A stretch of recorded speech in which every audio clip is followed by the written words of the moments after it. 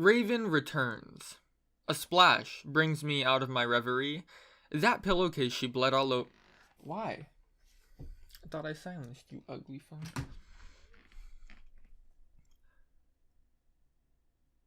Raven returns. A splash brings me out of my reverie. That pillowcase she bled all over the first day. She tosses it into the tub. Ends up it was in her bag. Starts stripping her own clothes off too. Gets to her pants and pauses. Gives me a really funny look. Like I've done something terrible. What? What could I have possibly done? You were gone for like 3 minutes, tops, and I was sitting right here. She turns around and looks outside the bathroom.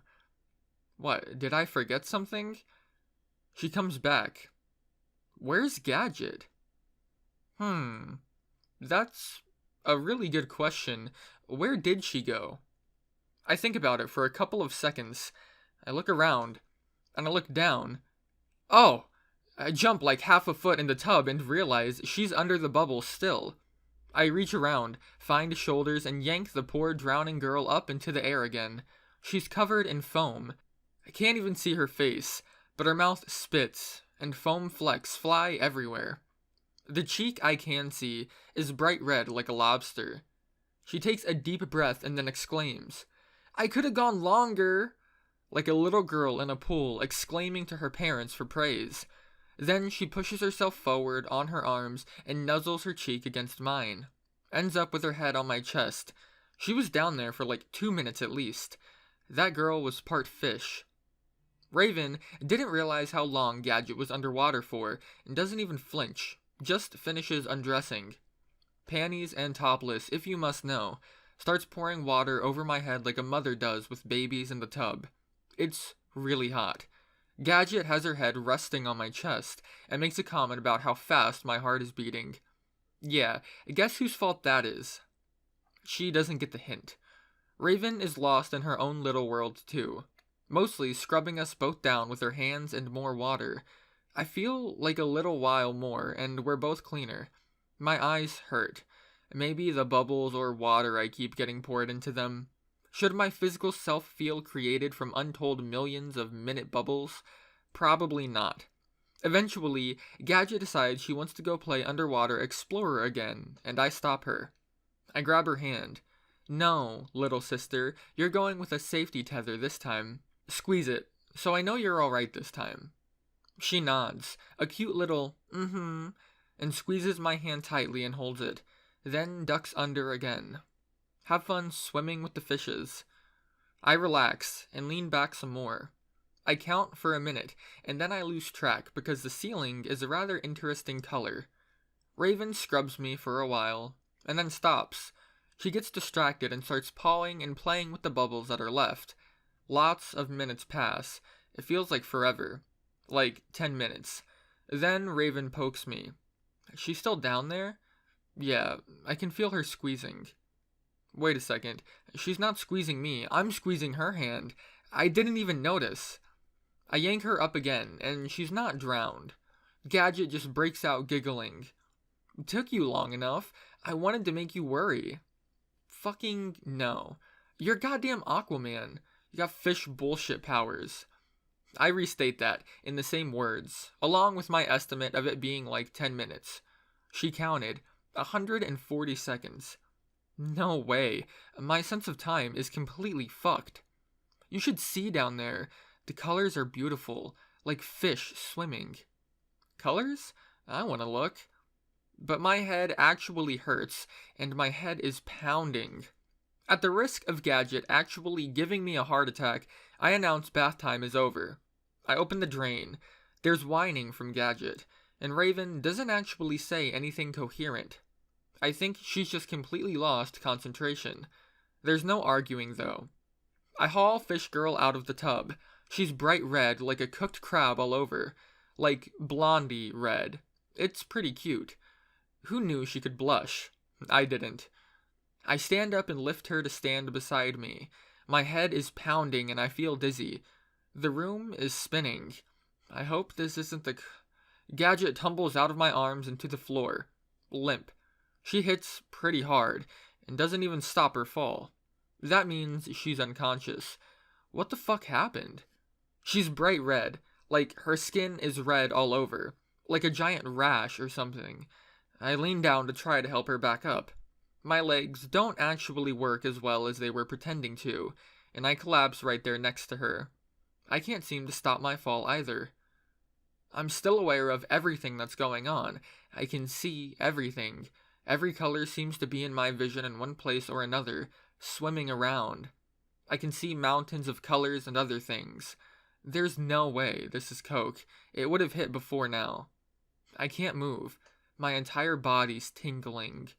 I'm tired and I want to close my eyes. I can't breathe properly. I can't talk.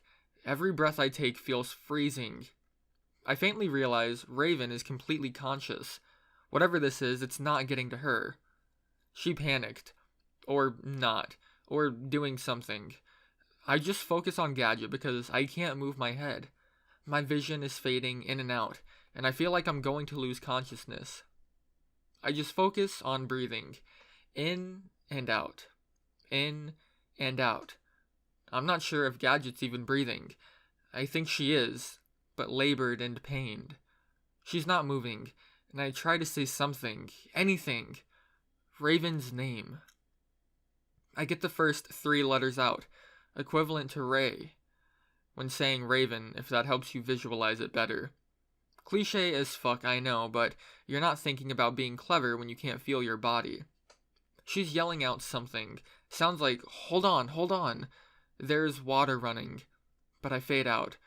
I can't concentrate on keeping my eyes open. The last thing I see is a wavy blue line. Neat. That, Anons, is where Storybro and Gadget died. You probably don't have any clue what happened. Everything was fine, happy a moment before, just enjoying a nice hot bubble bath. Hot bath. Yeah, there was the issue. We didn't know any better. How the fuck could we? Cocaine does this really bad thing where it stops your body from being able to regulate temperatures. Hallucinations, muscle weakness, red skin, pounding headache, all symptoms of a severe heat stroke. We were cooking alive, had all the symptoms in the bath, and we didn't even realize. We get up, our blood circulates a bit more, body temp from extremities goes to the interior organs, those last few degrees of change. You lose control of muscle function. You need those muscles for important things, like breathing and your heartbeat. You're out like a light. But I did mention in the first story, back when I died the first time, technically, Raven isn't a finicky panic and call 911 and scream at them to come help kind of girl. If you're going to die of heat stroke near any of the girls, make sure it's her. I don't know if she realized what was happening. I don't care if she realized what was happening. I came to in the shower. Cold water raining down around us. She dropped our body temperatures. Realized the red equals bad equals hot. Raven's lips were on mine. Hot air going into my lungs. It was like I had gone to sleep and woken up with a kiss. Nothing like the first time with glasses. CPR is great, guys. Make sure your girlfriend always knows CPR. And if she doesn't, find a new girlfriend. Or teacher. But probably find a new girlfriend. And I can't even begin to state the craziest part. Gadget was up, sitting against the wall when I came to. A little out of it, but conscious. A stream of water running down and around her. As much as Raven loved me, and was probably angry at Gadget for supposedly drugging Blondie, for as far as I could tell, she got Gadget up first. She had her priorities straight. Get the smaller girl, that had more coke, and passed out first. Raven had her shit together. She wasn't panicking like I thought she would be. Somehow calm, and collected when I caught her eyes. But obviously I could see her irises expand just slightly when she saw me open mine. That worried contraction from stress, finally released with relief. She was out of breath and panting. I fell to my chest from her position. Limply, but awake and staring at me. I could hear it over the water, so it was loud, gasping breaths. I realized I might have actually been really out, stopped breathing entirely. I bet we both did, Gadget and I. There's no way to really state how impressive it is that we were both conscious again. You don't realize how crazy it is what Raven did. Giving CPR to one person is tiring, exhausting. Pump, pump, pump. It's like doing push-ups, where the other person's life depends on you continuing. And you can't catch your breath the entire time because you need to give it to them. Make sure you fill the lungs. How many push-ups can you do, Anon? 30? 40? 50? What about 60? Per person. That's about the average for CPR. A little more, little less. Well, Gadget held her breath for 140 seconds. She counted. Raven, she counted too. Every single breath she gave us. You're supposed to. 5 pumps and a breath was the way she was taught. It took her 15 breaths to revive Gadget. Me, about 25. You do the math, and tell me which girl is the best girl now. Can you do that many push-ups, Anon? I sometimes wonder how I managed to not have any serious brain damage. I've been hit on the head, suffocated, unconscious, choked, and just stopped breathing way too many times now. I'm brilliantly lucky I still can pronounce words correctly, spell most things, don't repeat sentences without realizing it,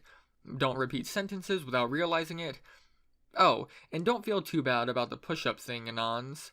I just tried. I could do about 37 without really forcing it. Yes, we made the sucked 37 dicks joke.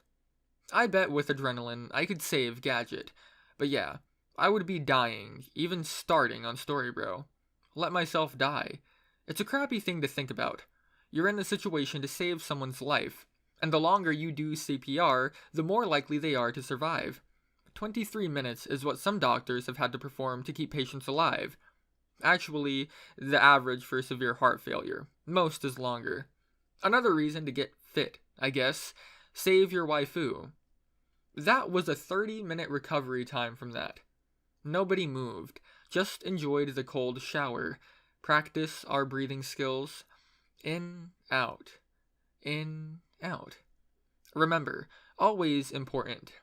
Good job, Anons. Keep that breathing thing up and you'll do fine in life. Dying this time wasn't nearly as painful as the first. It was completely different. Heart stopping from overheating is just... You just close your eyes like you can't help but go to sleep. That was it. The sensation of dying this time was relaxing. Lovely. And then I woke up to Raven's lips and I was only a bit stiff and out of breath. No lights, no pains, no pearly gates. Just as if I'd gone down for a nap, and the next thing I knew I was being prodded awake. Peaceful. I hope that's how most people go. I hope that's how I go. As nice as it was, cold water rolling down us just practicing our breathing, thinking about how nice it was to die. I saw Gadget shivering, staring off into the distance, but obviously cold, goosebumps across her legs. I don't know if I put 2 and 2 together. But yeah, failure to regulate body temperature works in both directions. I helped Raven off of me. She had stayed like that, head on my chest, staring at me, listening to my heartbeat, making sure I was really alive. Pretty sure I was. I stood up and turned off the shower. Truth be told, I think I'd come down from our high quite a while ago. My head still hurt, and air was no longer delicious, and I wanted to vomit. Sounded about right in my head. I pulled Gadget to her feet too. She seemed out of it.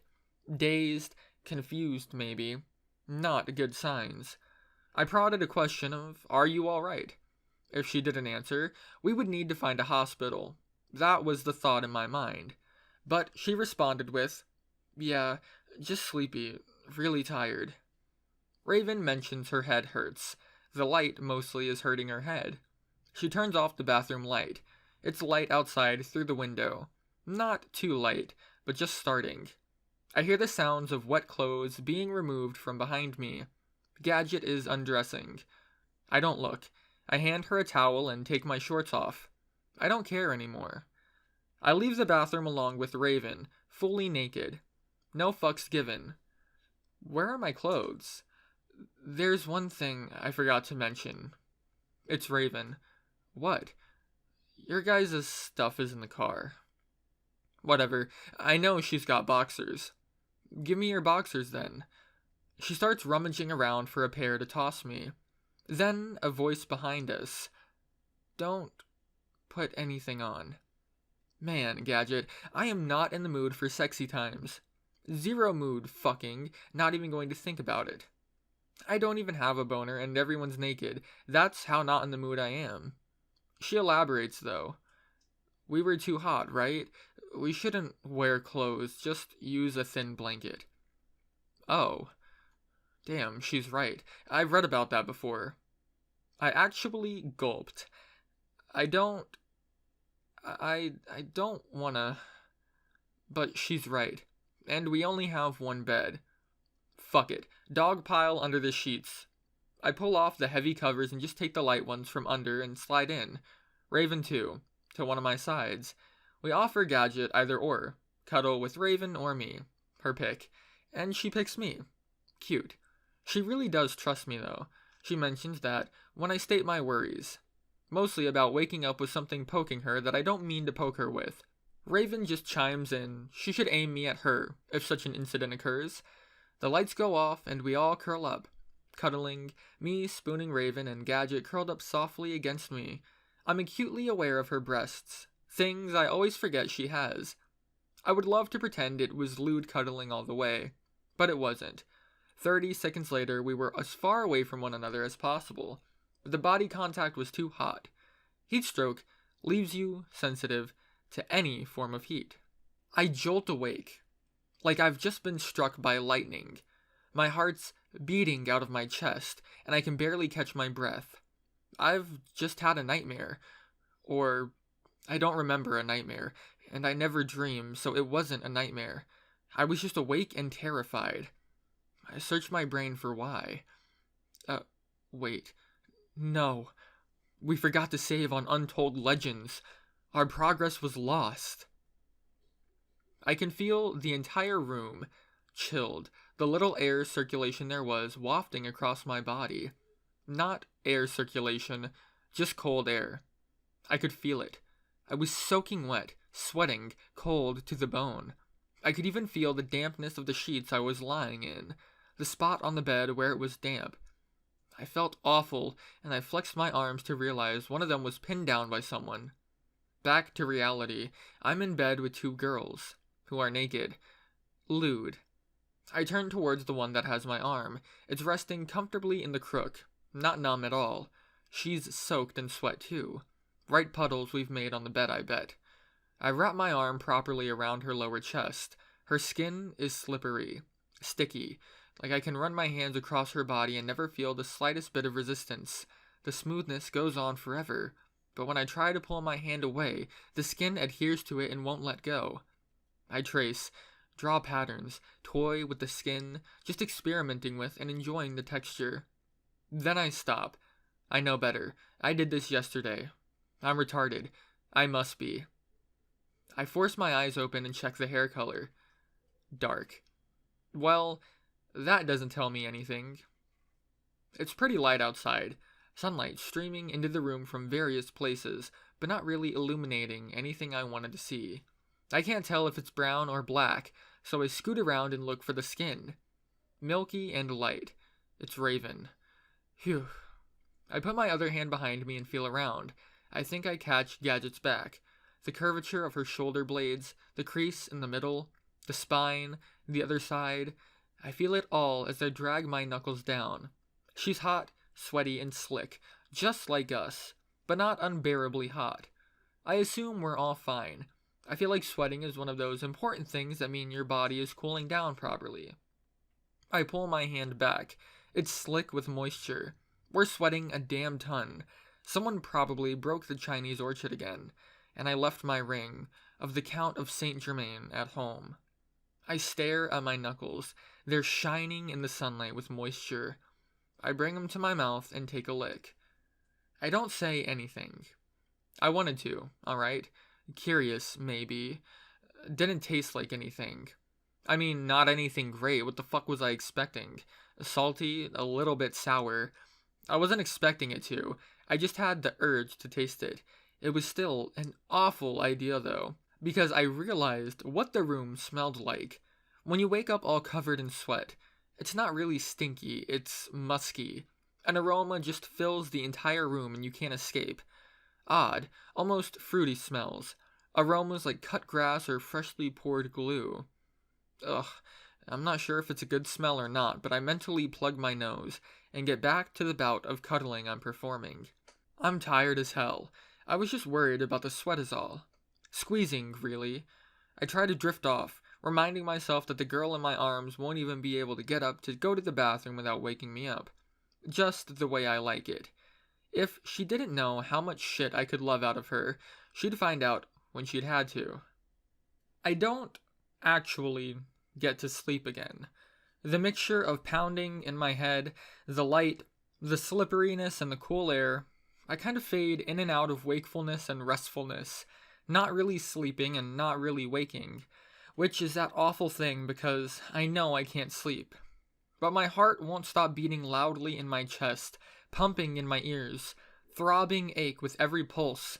I'm afraid it'll wake up Raven. I lie like that for who knows how long, fade in and out of sleep and wake over and over, until I hear a crunch, and then a shimmery slide, the unique sound of a glass door opening, to our room. I don't look up. I lie silently, pretending to be asleep. It's the other girls, probably. Who knows what time it actually is, but it's fully light in here. Sure enough, a sound echoes across the room. P.U. This room stinks. Glasses. A footstep. She's inside. Or it's someone else. Another voice joins the first. Well, no wonder, look. A pause. I bet she's pointing at the fact that we're all naked. Then the second voice continues. We knew she was a slut from how she grinded against him at the hot springs. That was Freckles, if you couldn't tell. My head's pounding. I've got this burning feeling. Yeah, looks like she just got back fine with Mr. Drugs people so he can take advantage of them. That's Glasses. What? That's not what happened. A third voice joins my thoughts. She repeated the same thing I was thinking, to the letter. But it doesn't go very far. It's Blondie. Shut up, you don't remember. You were drugged and smashed out of your mind. A redhead response, that one was. Like my veins are filled with nothing but gasoline. There's a small exchange of words between those two. Not more than half a second before Glasses interrupts. Looks like he's still got a boner. Ha! Laughter, joined by Freckles. So? They laugh at my boner, will they? I'll show them. I show them how many boners the Joker can make. My head's still pounding. The laughing is ringing in my ears and it actually hurts. So does the light they're letting in. Fuck them. And with this spark. Seriously, what dickish shit to say when they think we're sleeping? Then the grand end, the final straw. Looks like not even the drug-dealing whore could satisfy him. More laughter. It's gonna be the biggest fire they've ever seen. I'm up, out of the bed and across the room, leaping off of the sheets, at the girl who said that last statement. I swear to the fiery pits below, I'll settle this shit. It's actually rather nice, getting up, feeling the air move, cool wind in my hair, face in a furious, smiling rage, like a happy little psychopath. One set of words on my lips. She's not a whore! You know that motion blur effect they have in every awful video game this generation? You turn your head too quick and everything gets brighter and swishes and lines into one another, making looking around impossible without getting a headache. I had that setting turned on this morning, along with bloom, lens flare, and bullet time. My feet left the foot end of the mattress and I was in the air, hands above my head like I was going to come down on someone with a rock, dick wagging in the wind. It's like I'm playing Rust all over again. I got to watch all three girls in slow motion. Blondie, who was half in, half out of the doorway, jumps a full foot in the air backwards and stumbles. She's in her usual attire, light-colored tank tops, shorts, her eyes catching mine for just a moment in between, catches herself from falling, but shrieks all the same. Glasses stumbles back against the wall and drops her hands to her side. T-shirt, some kind of logo I don't have time to read, and a skirt on her, trying to squeeze up against it and be as small as possible. And the last girl, freckles, jeans and a shirt. She crouches down, throws her hands above her head, like I'm going to smash her into the floor. I'm not. It's the girl on the wall I want, the one who called Gadget a whore. I land gracefully, back foot on the floor, toes first, leg outstretched. It's tile, and cool to the touch. Then the next foot ahead of that perfectly. And a step, and another step.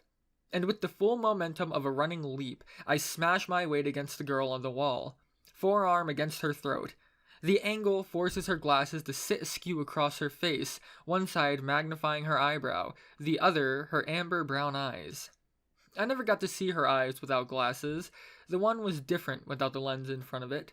Smaller, more feminine than the other. But the fear from the first mirrored over to the second, and the reflection of my face in hers was enough. Then she spoke, a crackling voice, an undefined tone. All over the place, really. What are you going to do? Hit me? I had my fist up in the air. I very well might have been going to, but I didn't get a chance. One girl was on my left arm, and another pulling my right away. She screams at me and yells something. Then there's a leg behind my leg as I'm being pulled back, behind my shin. I don't get a solid footing. I'm falling. I hit the tile, the crook between the bottom of the bed and the floor. It's an instant body temperature change with it against so much of my skin. Cool. Cold, almost. And someone sitting on one of my arms. Freckles is above me, hand on my shoulder, pinning me down. Her other fist raised in the air, same as mine was seconds ago. I only have one arm. I can't stop her or shove her off, but I still have her beat. Time to show her who's the fucking boss and Shrek her privilege. I already know how to control her, force her against her will to submit to me. My hand on her stomach. I see her eyes widen and capture mine. I'll fucking show this bitch who's boss. Above the band of her pants, I slide it down and shove it in, forcibly to rip her a new one. Into submission against her own goddamn will. I'll do what I fucking please. Except, I freeze. My hand stops of its own volition. I think about it. I hesitate. And watch the fist close in. It's a clean impact. My neck cracks. My head does a couple 360-degree revolutions before settling back. Cartoon style. It feels like I've just realigned over half my spine with the shock waves that coalesce through my jaw and my shoulders. It was a good punch. I just go limp and stop resisting. There's nothing to resist. Nobody's on me anymore. I hear screaming. It's Blondie, but she's interrupted and dragged off before I hear anything. It's just me. They were all gone, somewhere. The cool tile at my back, arms outstretched, staring upwards. Always upwards, at what should probably be the sixth girl by now. Storybro. I think she was crying. It's raining outside, and my vision was shimmering. Don't tell anyone. It's a real shame. I thought it was going rather well. That flying leap and the landing. I scared the shit out of those girls. Considering how badly my feet were throbbing, I was impressed I managed to land at all and not crumple into the floor. Raven and Gadget, they're still sleeping like beauty. It makes sense. We were up till probably 2 hours ago. Fuck getting up. I'm going to lie here and go back to sleep. Pretty sure I can't walk anyways. My legs feel all rubbery. I do lie there for a good while. There's a faint knock at the door, and it slides open again. A curtain is pulled back. I can't see who it is. I'm facing the wrong direction. There's some rustling, and then a voice. Hola, señor.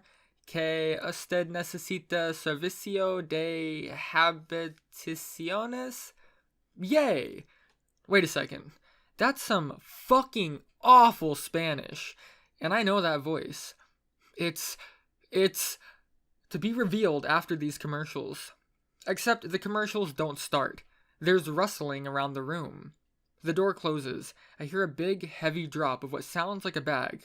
Or two. Then rummaging around in those bags. And then it all stops.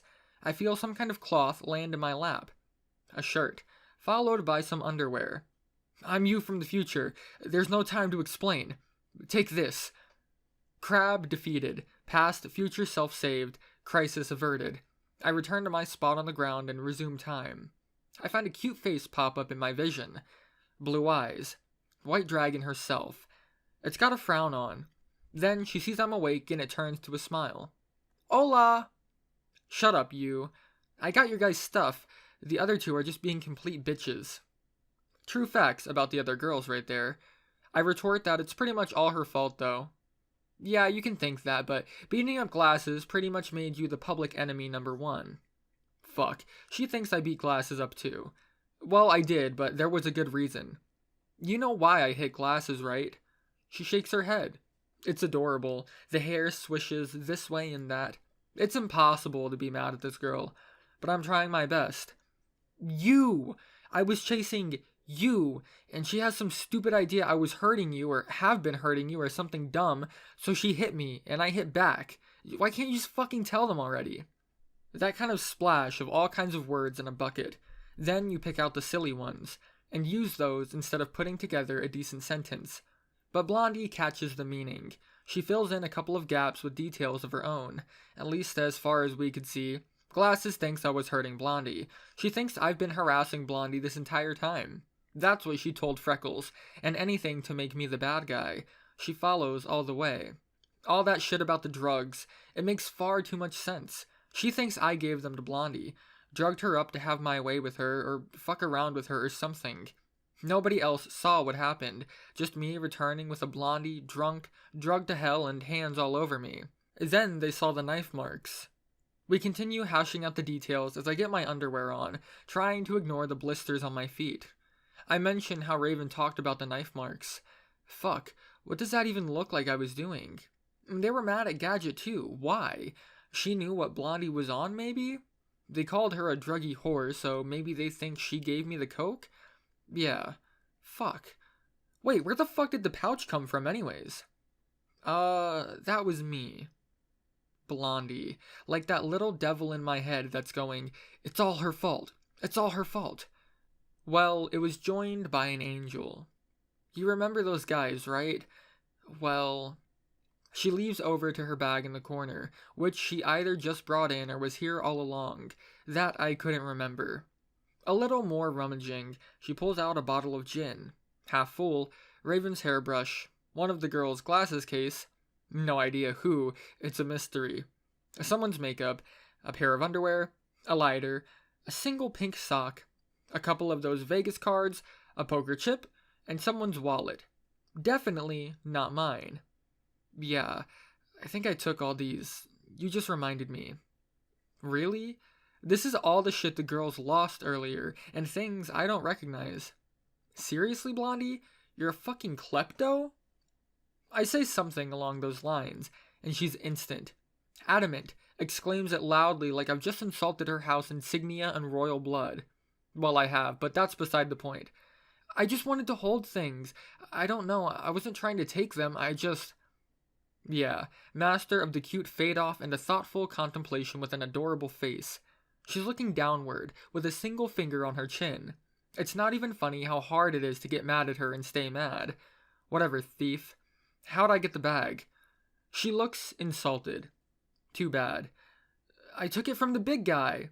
I think I was imagining it was a present for something. I want to say something to that. Anything. I'm speechless. No comment at all. She did have her hands in my pockets and I didn't check them, so probably... Was the big guy a drug dealer? She's back to thinking. Fuck your cuteness. I try to think angry thoughts. No! It's a short, high-pitched exclamation. The short guy was. Here's his wallet. His wallet. Yep. She throws it to me. I'm kind of scared of opening it. It's just a typical leather wallet, though. It smells like cigarette smoke, like the guy was constantly smoking with it on a table nearby. Probably booby-trapped. Razors going to fly out when I look. I turn my face away and open it real quick. Oh god, they're cutting my face, I can feel them. Plucking razors out of my cheek, it folds out nicely. There's some cards for random food joints, some of them stamped with promotions or things he hadn't filled up, 2 condoms in the side pocket, a driver's license. Oh, we can call the cops. Chris P. Nugget. That's an odd name. He should have his full name here, right? I think about it for a second. Of course. I get it. Why would he have his actual ID when he was dealing drugs? I check the cash. $400. All of it in 20s. The evil laughter continues on for another 3 pages. Blondie joins in, but not really. She tells me, "He's the guy who tried to stab you, right? Sorry about that." Evil laughter continues. She joins in with a smile and then demands we split however much it is. Sure. I respond with one word. No. I just pocket the entire wallet, which, if you remember, I'm not wearing pants, just underwear and a shirt. It flops down by my side and hits the floor with the motion of trying to pocket it. I look up at her and smile. Let me try that again when I have pants on. She looks at me with a grin on her face. No. And she tries to tackle me. I see my life flash before my eyes. She gets halfway across the room, giggling before she gets a hand on my leg and starts to drag me. Then stops. Her next words are shrill. "Oh my God, what happened?" Yeah, her eyes meet mine. Blue as always, but worried at least. At least someone cared. Blame game? Guilt game? Time to play it all. I make it short. You guys left us. We walked for miles. Got attacked by rabid wolves, went skinny dipping, found 2 chests full of buried treasure, killed a man with my bare hands, broke the world records for eating pickles, and took a hot air balloon to get back here. It was great. I finish it with a, "It's parked out back if you want to ride." She's not really looking at me with a worried look anymore, but it's obvious she doesn't believe a word I said. "Well," she starts, "if you want to lie to me with absurd stories, then fine, I don't want to know." I grab her hand. "Fine. If you want the shitty story, take it then. You guys abandoned us. We waited and you didn't come back. We didn't know which way the hotel was. We got lost. And we walked for miles up the road barefoot and cold. Well, you Anons, you know the story. But she didn't. She went through all the emotions. Little sounds that let me know she was listening. Squeaks of shame, guilt, eyes downcast. Looking for you, hoping you would show up in the car, realizing we couldn't find our way back. I asked for directions in a seedy, shitty part of town at some redneck bar. By this point, she was just staring at the ground. And a gang of bikers dragged us across a gravel parking lot and tried to rape the both of us. Only stopping because... She stopped making sounds entirely. I think her lower lip was trembling, like sobbing but holding it in, scrunched up into a frown or pout, or something that conveyed far more sadness. That's not even the half of it, though. She doesn't change her face for the rest. Just sits there quietly until I finish. Then, a bit more sitting. A little more quietly. You see, you never know how anyone's going to react to news like this. That their actions inadvertently caused your friends to not only get raped and murdered, but double murdered as per your stupid decisions. Well, Blondie takes the renegade path. Well, what the fuck do you want me to do about it? Come to think of it, I can't remember the last time she cursed at all. Look, it's not my fault, alright? I don't control any of them, and they made the decision to leave you, and I didn't want to, alright? Don't put this shit on me. It's not my fault. She's yelling at me. She's angry at me. Blondie. I fucking swear. Blondie. She continues on and on about different things. Loudly. I mean, how do I even react? Do I get angry? Do I start sobbing and hope she softens up? Do I feign death? I feel like the third one is the best option. Probably. Maybe a good foamy mouth seizure. See what happens. But I don't get a chance. Raven pipes in from the bed. You realize you're yelling at him, right? She was being pretty loud. Wait. Raven, I can't actually remember how much of the story Raven knew. We must have gone over some of it last night, maybe? Blondie has shut up now, like she realized she was yelling at me. She's looking guilty, or depressed, or both. I squeeze out a question. How long were you awake? A timid response. Enough. Well, fuck. I feel like this is awful, but she's not making a big deal out of it. Or she's hiding it. I can't touch this. Cold, on a mission, so fall them back. I yell out the only thing I can think of to make the ride end. Put the brakes on this train of terror before I'll never be able to go back to sleep. Let them know that you're too much. Stop. Hammer time. I did actually yell this, or something close, maybe alternate phrasing. Both girls didn't say a single word. They just shut up. Not until I continued with my true intentions. Blondie, help me get back into bed. She mentioned something about breakfast, and that's why she came in the first place with everyone else. Fuck breakfast. Sleep. She helps me up, and I manage to crawl back to my previous spot. Offers food one last time to me and Raven. We refuse. If you mentally corrected this to Raven and I, we've dispatched assassins to your location. They'll knock twice and claim it's a pizza delivery. I tell her to eat my portion, and just explain to everyone else so they aren't mad anymore. That she's fired. I can feel the frown she's giving off from here, but she realizes her usefulness is up. She's killed me twice now and it hasn't stuck. And this time, there was collateral damage. An absolute no-no. It was time to let her go. I couldn't keep her employed anymore. She shuffles off, downcast, then stops at the door. Turns around. Raven, can I? Pause. And then the door closes. Master of the dramatic pause, that one is. Calculon all over again. And I'm left with Raven. Gadget, still sleeping. Or pretending to. It can never be so sure. Fuck. She's looking right at me. I can't avoid those eyes. Just pretend she can't see you. It'll all be fine. Enemy weapon lock detected. We've been spotted. They have weapons locked, sir. What do we do? Negotiate for peace. I raise my eyebrow. Go ahead. Say it. She purrs and curls up against my chest. Yeah, sleep now, talk later. She snuggles up and makes a couple ahs and yawning and mewling sounds. Her arms crossed and curled up against her chest. Then she said 3 words that put me at ease. Quietly, but there. I'll fix it. Thanks, Raven. I pulled my kitten closer and stroked her hair. Drifted off. Maybe an hour or two, still, before we had to get in the car again. A cat is fine too.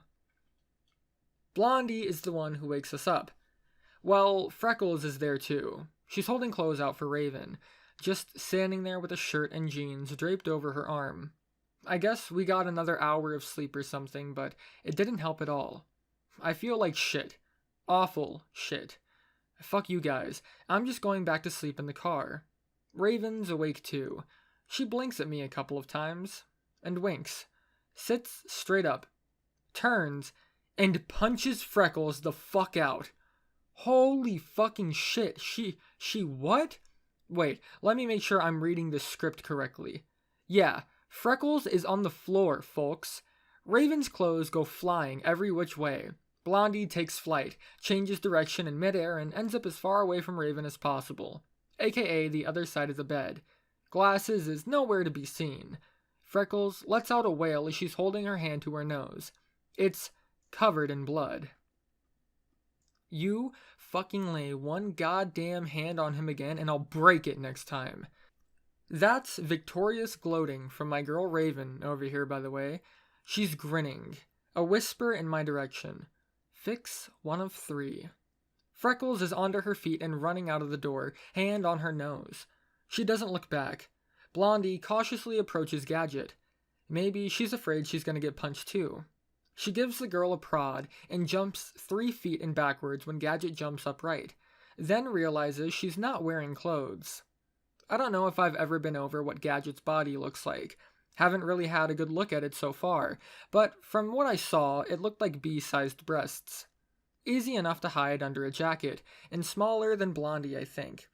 Hands to her chest, she drops again and inchworms under the covers. Raven laughs, and I laugh, mostly at Blondie's reaction. Blondie hands her basic attire under the sheets, and with a little wiggling and squirming, she appears with panties and a shirt attached. Then Gadget is out of the bed and over to her bag, rummaging for more. She ends up with some fat pants, black with green stripes. That's what they're called. Look them up. They swish as she moves, but she doesn't seem to put on a jacket. Those pants are actually really loud. Swish, swish. And then she's in the air. Oh fuck, she's doing one of those tackle hug things. No time to think. Muscle memory and quick reflexes, years of video game trajectory experience and hugging attempts with Raven have taught me. She's aiming for me. She's coming in too low and a little to my left. I scoot up to my right, all in the span of her being midair. Maybe a little of it was with her feet leaving the ground. She gets me head on, knocks the top of her head into the bottom of my chin. Clunk. Then I collapse backwards, and she's hugging me. Didn't actually hit very hard. Raven's looking at us, with an endearing, bemused look on her face. That mixture of puzzle and entertainment. Blondie's packing our bags for us, not even paying attention. Gadget nuzzles my shirt with her nose, then lifts her face up and says, "Hiya!" Her eyes lit up like Christmas lights. Same colors, too. "Hello, Gadget. What do I attribute this visit this fine morning to?" She nearly sings me the words. "So, thanks for not feeling me up or anything while I was sleeping." I nearly cough. "You're welcome?" Does that happen often? I'm worried now. "You're the only guy who I haven't had to beat up in the morning when we had to share a bed, so you get a hug instead." I mean, it's cute, but depressing. I give a cough, and Raven gives a giggle. Blondie hiccups in the corner. Quietly, but I hear it. I wonder if anyone else did. Gadget raises her eyebrow at my cough. "You didn't, did you?" Raven chimes in. "He was just tired. Trust me, any other night and he wouldn't deserve that hug." Then she breaks out into peals of laughter. Blondie and Gadget join. I reach out and pinch Raven's butt, making her squeal. "Shut up. You know I just can't keep my hands off of cute things." Blondie stops laughing. Gadget too. Both of them for some reason. The second one puts her hands on her hips and sits up straight. Gives me a pout. "Don't you dare fucking say it, Gadget." "So I'm not cute?" Idiot. Doesn't she know I took college-level courses specifically to dig myself out of holes like this? I give her a straight answer. "Nope." She frowns harder, then breaks into a grin, and falls over, holding her sides and giggling. "Phew, I thought you were going to say something cheesy like, 'Oh no, you're like a flower. Look, but don't touch until it shows its petals.'" Fuck. That was my backup plan. Raven shoots me a glance. You've used that one on me before, glance. No comment. It's a good line, Raven. Your petals are pretty alright. Blondie is still silent off in the corner. "Don't you say a damn word, Blondie, not a word." She doesn't. Good girl. I'll give you a Scooby snack later. We throw everything into bags. Gadget shuffles around, grabs some things off the ground, plus all the stuff Blondie seems to have strewn around the room. I notice her grab something off of the bedside table, shifty eyes across the entire room, and she tries to sneak it to her bag. I'm across the room and have her wrist held. I surprise the hell out of her. Before the other girls see, I spin her around so her wrist is the only thing behind her and I can see what's in her hand. It's the little baggie with smiley faces on it. I whisper to her, "Flush it. You don't need it." She's tensed up and knows she's been caught trying to sneak it. Thinks I wouldn't notice, and I almost didn't. But she gives a nod, and I let go of her hands. I give her a parting, "Talk to me instead next time," and another, "Flush it." I throw myself back on the bed. It's a test. I pretend to be staring up at Storybro's skirt the entire time. I hear a flush from the bathroom, and Gadget returns. Her hands are empty, but her stance is clipped. Right arm swinging slightly less every stride, smaller, closer swings. It's a tell, an old-fashioned give pickpockets use to determine where someone's holding a wallet, or something they feel is precious. Just a tad, but enough to notice. She's still got the bag. Figures. I don't act on it. I'm not her dad. But I know. Glasses eventually shows up, knocks on the door while peering inside, and opens it. 1 step, 2 steps. She spotted Raven. Uh-oh. Blondie, Gadget, and myself start to move into defensive formation, but we aren't close enough. Someone throws a chair. Glasses suddenly has her hands on the scruff of Raven's shirt. Then Raven has the same on Glasses, and they're yelling. Both of them pull out gats and start trying to cap one another. Gunshots, racial slurs. Blondie gets there first and can't break past what looks to be a flurry of blows, or grabs, or stance changes. I don't follow anything that's going on, but by the time I'm there, Glasses is up against the wall face first, arm twisted behind her. Frankly, in my mind, that's not possible. Raven's quite a bit smaller. I don't get how that could have happened unless Raven secretly knows Kung Fu, or let Glasses let her win. Or Blondie really helped. Those last two are laughable. Probably the first. I already knew she was a black belt. She growls into the pinned girl's ear. Now listen up. Next time you decide to try to turn me against my best friend, you better not just be speculating bullshit. She twists the arm a little harder, and I see Glasses wince. Then Raven growls another, understand? I see a nod from Glasses, and the arm is released. Obviously it hurt, but she drops it to her side instantly and begins massaging the sore shoulder socket. Peace achieved? Then Raven picks up her bag and leaves the room. I grab my bag and follow her. Whatever, I'm ready to get in the car. I get to see how fucking beautiful the place we're staying at is. There's this little square area that all the rooms are connected to. Some pond with fish swimming around in it in the middle, and a raven sitting on a rock overlooking the pond. A statue of the bird, not the girl. We're in a valley that's just surrounded in vistas of this awesome red bedrock. The place looks pretty as shit. But I hurry around the corner to follow Raven, thinking she's off towards the car, wincing the entire way on my feet. Nope. She's right around the corner, leaning on the wall with her back, the bags on the ground, arms hanging limply to each side. Uh-oh. First question.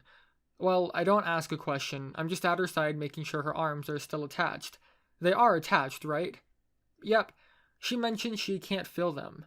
Look a fucking horror on my face. She stops me real quick. You know what I mean, I can feel them, but they're really sore, so I don't want to. Oh, yeah, that makes sense. I grab her bags for her. She leans over my shoulder for a moment and whispers, 2 of 3, before we're off. My feet hurt like hell, and my ankles feel like I've rolled over them with a dumbbell, but my shoes are in the car and I can tough it out. I'm not tearing up when we reach the car. I swear. Raven whines the entire way about her arms. Cocaine plus muscle use can usually tear ligaments up pretty bad, so I bet it hurt like fuck. Your brain signals use the wrong muscles, or too much of them or something. And as we discussed, she did 200 push-ups more or less. I bet it was bloody agony. And how her fist still hurts from punching Freckles, which is met with a serves you fucking right, bitch, from said girl who appears behind us. I pray to whatever deity will hear me that they don't catfight right here. I'm too tired to enjoy it. They don't. Phew, they can save it for when I'm more awake, and Freckles seems to be driving. I pile into the car, and by pile I mean take up the furthest seat away from everyone else in the back, grab a big, fuzzy blanket we have and start to wrap myself in it and curl up. Raven stops me. No words, just curls into my lap facing me. Curls up, knees to either side of my legs. I'm not exactly sure how she does it, but she's managed to rest her head on my shoulder and accomplished quite a hell of a lot of body contact while technically using me as a giant pillow. One last whisper. That's 3 out of 3. Then she's asleep. Like instantly. Gadget ends up in the back with us too, but curled up on the other side with a pillow. I wrap the blanket around myself, pin one end behind my back, and wrap it around Raven. Pin the other end behind my back on the other side, and she's stuck in a giant warm, cuddly sling of sleeping. Fuck seatbelts. I pass the fuck out. Raven's a quiet sleeper. Her head nestled beside mine, chin resting on my shoulder. Nothing much in terms of noise. No snores, no loud breaths, just quiet sleeping, and a mumble or two when she was having a good dream. I always enjoyed it when I woke up before her and she was mumbling. She was giving off little sounds, tidbits of sentences and words. Always really quiet. You wouldn't even notice if you were in a noisy place, or sitting far away. She always said the cutest things when she was dreaming. Nothing anime-like embarrassing, mind you. I don't think that actually happens. At least, I never heard it. Dreams are supposedly your mind reorganizing thoughts in your head, and I guess a component of that is your mouth making the same unconscious shapes in your slumber, and you breathe out. Voila. Mumbled half words. Hers never made any sense. Today she was saying things like, "Yes, mister, please 3, not 2. I imagined her as a little girl purchasing fruit from a market stall. The entire car gave a jolt. I realized that's why I was awake. We were on a bumpy road. I can't fit in the box. She was obviously the assistant to a magician now, who was preparing her for that slice in two trick. Who knows what she's really thinking about? I'd have to ask her when she woke up. Always enjoyed hearing about her dreams. It made me feel like I wasn't missing out as much. The car gave another jolt as it went over another bump.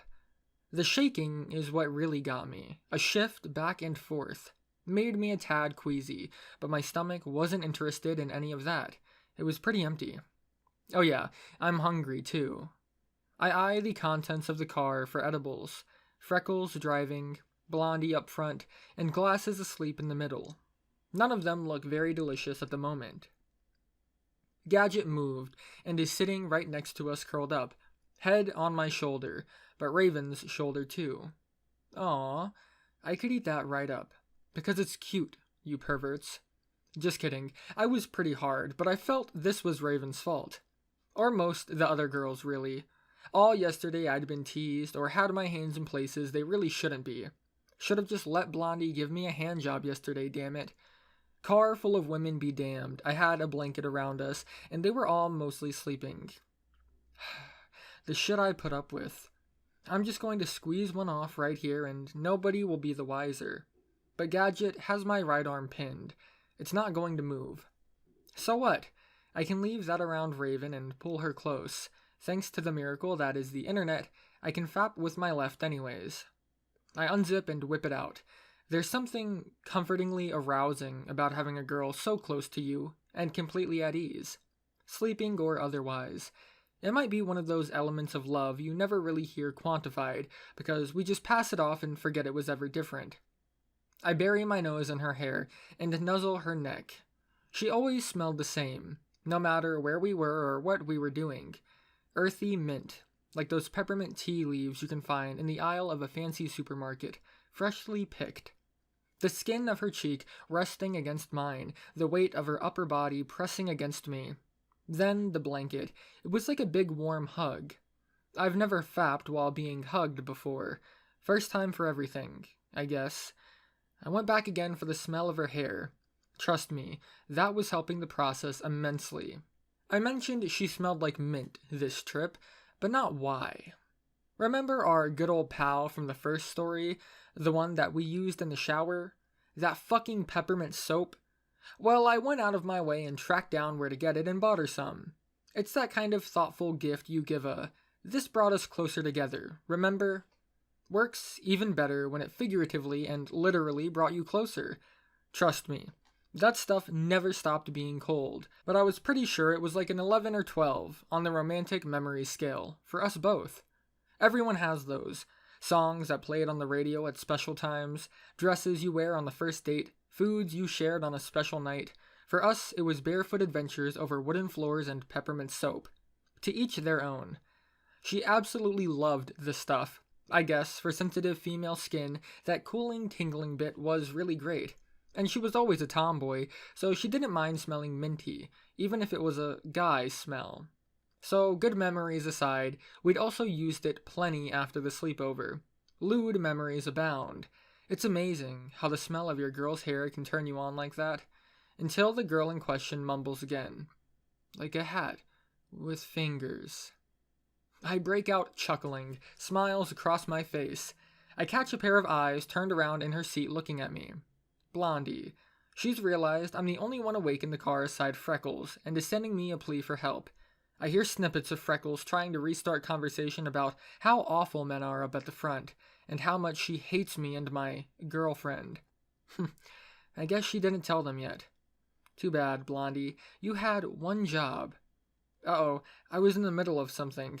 Oh no, Boner, come back. Laughter, the mortal enemy of fapping. Intense concentration later, I'm back to where I was before. Toning out the chatter in the front seat is pretty hard. Focus on the girl breathing on my shoulder. Breathing is pretty sexy, okay? Oh no, she's mumbling again. Cherry Jello. You would think I just lost all of my progress, laughed myself into oblivion. Nope. I froze. Rock fucking hard. I give her a jab with my elbow. You're awake, aren't you? She gives an, Yeah, cherry jello. You sly girl. It's an inside joke between us. I mean, it doesn't really have an amazing backstory behind it. We were making jello, for whatever goddamn reason, like a year and a half ago. I mean, do you really need a reason? Jello is fucking delicious, just like pudding. Pudding, jello, can't fill the emptiness inside me. But it'll help. Anons have pointed out I made this reference twice. Too bad. You know how it works. You boil water, add the packet, stir forever, then whatever recipe we're doing, you're supposed to add ice cubes and stir more. I swear, I think Raven's mom taught us that it makes jello quicker, so we wanted that speedy fix of cherry goodness. Well, as push comes to shove, when we're together, nothing ever goes as planned. My elbow nips the end of a wooden spoon and it goes flying, bops Raven in the nose as she's carrying the bowl full of the transparent red liquid. She kind of leans back like one of those awful infomercials, and before I can catch anything, the baby, pre-solid jello is all over her face, and her shirt, and she's fallen onto the kitchen floor with the bowl upturned on her lap. She was laughing, perfectly fine, but there was a casualty. Blood everywhere. Across the sinks, the cabinets, the floors, and even some on the ceiling. Freaking thermodynamics, how do you work? Our poor Jello bro, bled out on the kitchen floor. Where were you when the Jello was killed? No. At least it wasn't chocolate pudding or milk. Those are 1,000 times messier, and we would get banned for spilling those. But I was pretty bummed out. Raven started to get up, and I was having none of that. I wanted that Jello. What was an attempt at delicious, jiggly treats instead turned into a cherry-flavored makeout session on the floor, in a pool of red liquid. There was quite a bit of it everywhere. You know, her white shirt was soaked in it. Had to fix that. Then her pants, those had to come off, completely ruined. And her lap was soaked. That took so much sucking, as you could imagine. Great flavor. Definite credit to Raven as the mixer. She did an amazing job on this Jello. I'll give Raven's mom credit too. After I had thoroughly licked her daughter clean, multiple times, we were indeed lying in a pool of somewhat solid cherry Jello. Ice cubes, man. Fucking magic. Then, we had to clean it up and take a shower anyways. Little semi-solid globules of the stuff, which me, being too busy eating out Raven on the kitchen floor, forgot is made mostly out of red dye 5, which stains everything. So there's just splatterings and spatters of red splotches across some of the walls, ceiling, and wooden cabinets in Raven's kitchen. Explaining that was half the fun, but not really. Anyways, you get it now. Cherry Jello is an inside joke. There's no way that was sleep mumbling. I don't know what she meant about it, so I prodded her quietly for an answer. Don't make a mess. Interesting answer. What do you expect me to do about it? Her hand tells me exactly what she's thinking. Still pretending to be asleep, she scooches forward and gives me a tug, my hand towards her pants. Oh, we're doing this now? Somewhat of an eternal fuck yes is heard echoing across the car, in my mind. She wiggles her butt backwards. I grab the jeans and pull and pull. Fucking jeans, come off. Third time's a charm. But she's still sitting the same way she was sitting before, which means the pants can't really come off. Her butt is just bare and the jeans are up against my stomach. Logistically, this is actually impossible.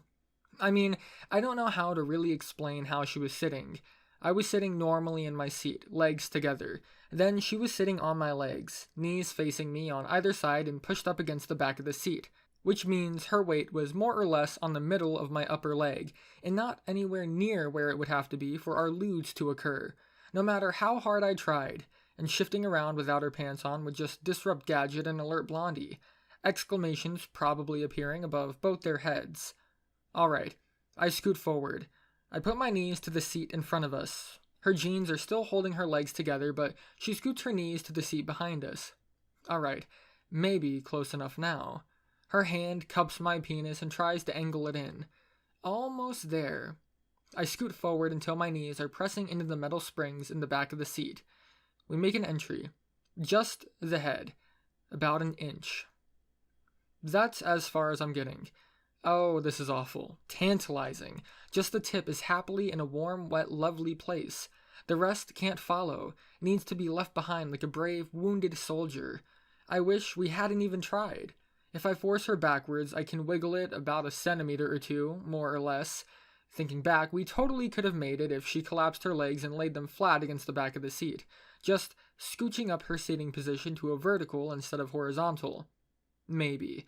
Or not. Seriously though, it wasn't happening. This isn't some magical story where I pretend we were able to fuck while cuddling, facing one another in the back of the car. Nope, it's not physically possible. Instead, what happened was way hotter. She settled down, as close as she could, me barely inside of her, and whimpered, "It's alright. Finish." Wow, alright, if you say so. I managed to get a hand under the tangle of her pants and my pants and every pants involved. Feels kinda mean to just get yourself off and not the girl, but I guess I was feeling kinda selfish. Wave goodbye to your head, wanker. She rests her head on my shoulder again and closes her eyes, trying to keep nice, long, even strokes that hit her politely near the top. I'm in no position to get her off, but I think I'm grazing my knuckles right across the bits. She seems to be enjoying it. Or not enjoying it. The only problem with the entire situation is that I've noticed Blondie is staring at us again. I don't know if she's realized. We aren't moving very much, but she stares all the same. So I give her a bright, cheery smile, and she smiles back. Oh, so cute. Oh, fuck. I blow what must have been a very copious, thick load right into the girl on my lap, into her slit, probably soaked to the bone on the inside. I can feel her cheeks stretch against mine as she smiles. That felt dirty as fuck. We need to do that more often. Something primitive about just using a girl as a sperm bank without getting her off. Dropping in just a tip and blowing the load. Like I was in a relationship with Mary conceiving Jesus himself. I was always the gentleman, but I didn't realize how fun it was this way too. The corruption of Storybro begins. I help Raven get her underwear and pants back on, two things that would soon be sticky and ruined as it dripped out. Don't imagine otherwise. That sperm was not staying put. Her panties would be an awful mess. Well, Operation Don't Make a Mess is a failure. Containment is the best solution after that. Raven doesn't say anything else, just curls up back where she was before and I think goes to sleep. There's a smile on her face though. A big smile. The pleasure of being cummed inside. Me too. I glance over at Gadget, who's still asleep on my other arm, and then Blondie, who's still staring. She knows. She smiles again, and then winks at me. She knows! On a side note, post-flap clarity being what it is, I have no clue where we are. This road is bumpy as fuck. We've been going through or around mountains for as long as I can remember seeing the outside. It's dry as hell, and this goddamn road. I feel like it shouldn't be this worn down. It's alright. There's a town sign nearby. I watch as it rolls up. Las Vegas. What? Everyone get out of the car. Freckles drugged us and tried to take us back. I'm attempting to barrel roll to safety while covered in sleeping women. Blondie is equally as confused. Did I fall asleep? She exclaims from the front seat. Even Freckles has no clue where we are. Gadget and Raven are wide awake. Glasses is screaming things at the front seat. Oh god, it's all over. This is where it ends, Anons. Can't you see? All this fighting is tearing us apart. Well, except it's not. Everyone's just mad at Freckles, who swears she didn't take a wrong turn. She just followed the road we were supposed to. What road? Screams Glasses. Freckles points out on the map the road she followed. Thomas Guide. Those damn things don't exist anymore. Glasses follows the line.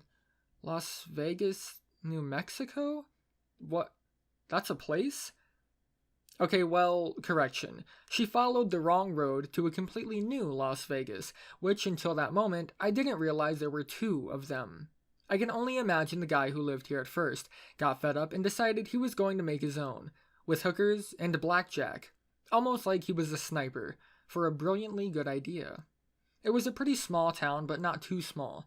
One huge road through it, lots of shops, pretty funny names on everything too. Screws or You, a hardware store, Canned L. Jack, and even the candy shops had cool names. Town explored, we decided to stop at a gas station for gas, and ideally easy food, for myself, Gadget, and Raven's grumbling stomachs. Blondie makes it a point to tell us how delicious the eggs, hash browns, and fruit was for breakfast. Like seriously. Supposedly the manager's daughter cooked a full-course meal for the breakfast at the B&B. Yeah, well, fuck you, Blondie. You should have saved us some. Except I told her to eat all of mine. Damn it. The only one at fault is myself. Still, we could get like gas station prepackaged sandwiches or something. Gadget and I ended up the ones going inside. Not much to say besides orders and Glasses begrudgingly handing me the card we were using while staring at the map rerouting us. Raven wanted to curl up and for me to get her a sandwich. I was alright with this. We walk in, sore as fuck, but at least we can move. Meander past the chips, dip, and candy silently. We make it to the drinks section before I get the first question from Gadget. What's cherry jello mean? What's cherry jello mean? That is a great question, Gadget. To answer that, we're going to have to examine the word. Cherry is a type of fruit, usually small, red, and round with a long stem. Jello is a magical, jiggly substance that nobody understands. Thus, we can assume we were talking about magically jiggly substances that are red and cherry flavored. She doesn't like this answer and prods me more as we pick out the sandwiches. Alright, fine. Gadget's like bro status, so I just lay it on straight. It's a joke. Raven and I tried to make Jello once and we spilled it everywhere. Then I ended up eating her out on the kitchen floor and she was cherry flavored for like a week. The girl I'm picking drinks and food out with just gives me a, what? I check under her jacket to make sure she's not listening to music. Just a finger to pull the hood away. No music. I repeat myself.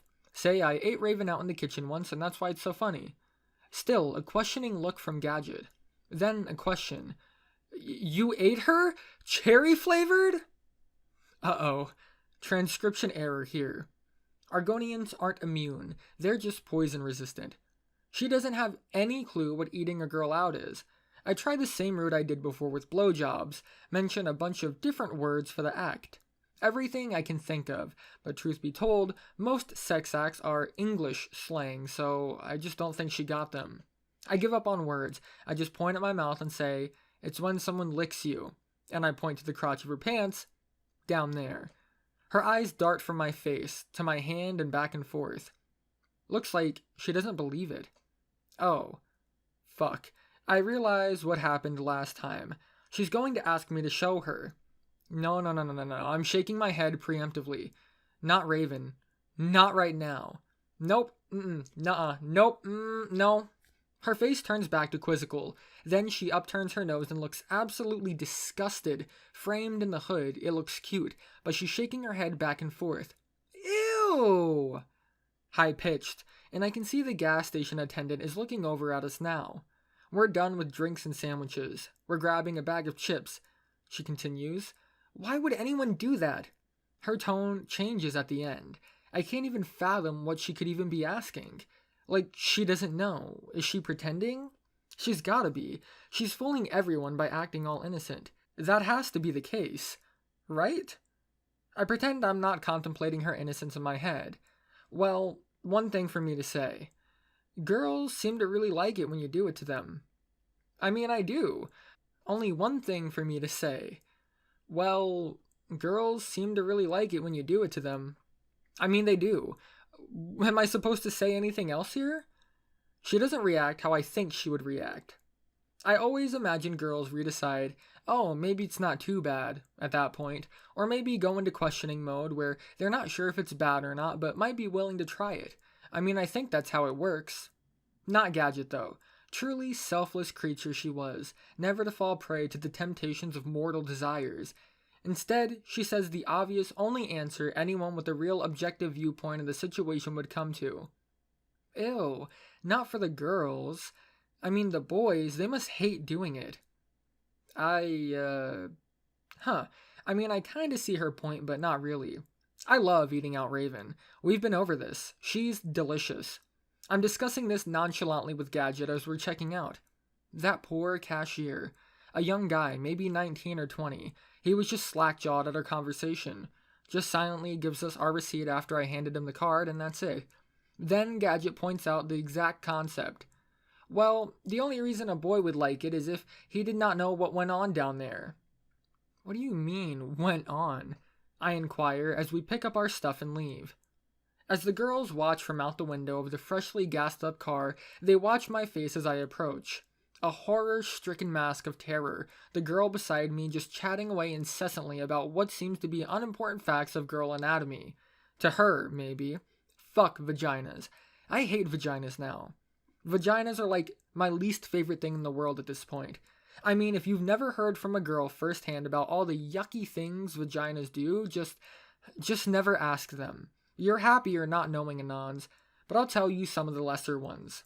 There's some stuff about blood clots, giant red boogers of cell tissue and matter sometimes after periods that congeal and end up everywhere, all over your hair and panties, white cream that soaks out into your pants around the time you're ovulating, disgusting sticky goo, what it feels like to peel it away from your skin, what queefs smell like, what your fingers look like after you fapped a little too long.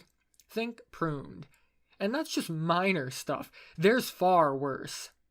I had to stop her when she got to tampons. I was going to vomit. Well, I knew some of it, but I come back to the car with a look on my face that causes everyone inside to break into giggles. The question, what did she say? Mirrored across most of the women's faces. She told me how disgusting vaginas were. I straight face it, terror written across mine. I didn't know. I really didn't. The car is filled with ceaseless laughter. Everyone except for Raven is laughing in one way or another. Gadget is bent over giggling. Yeah, it sure is funny. I'm gonna go sit in the corner with my pristine, non-disgusting anime tier waifu while you all laugh. I sit next to Raven and cross my arms.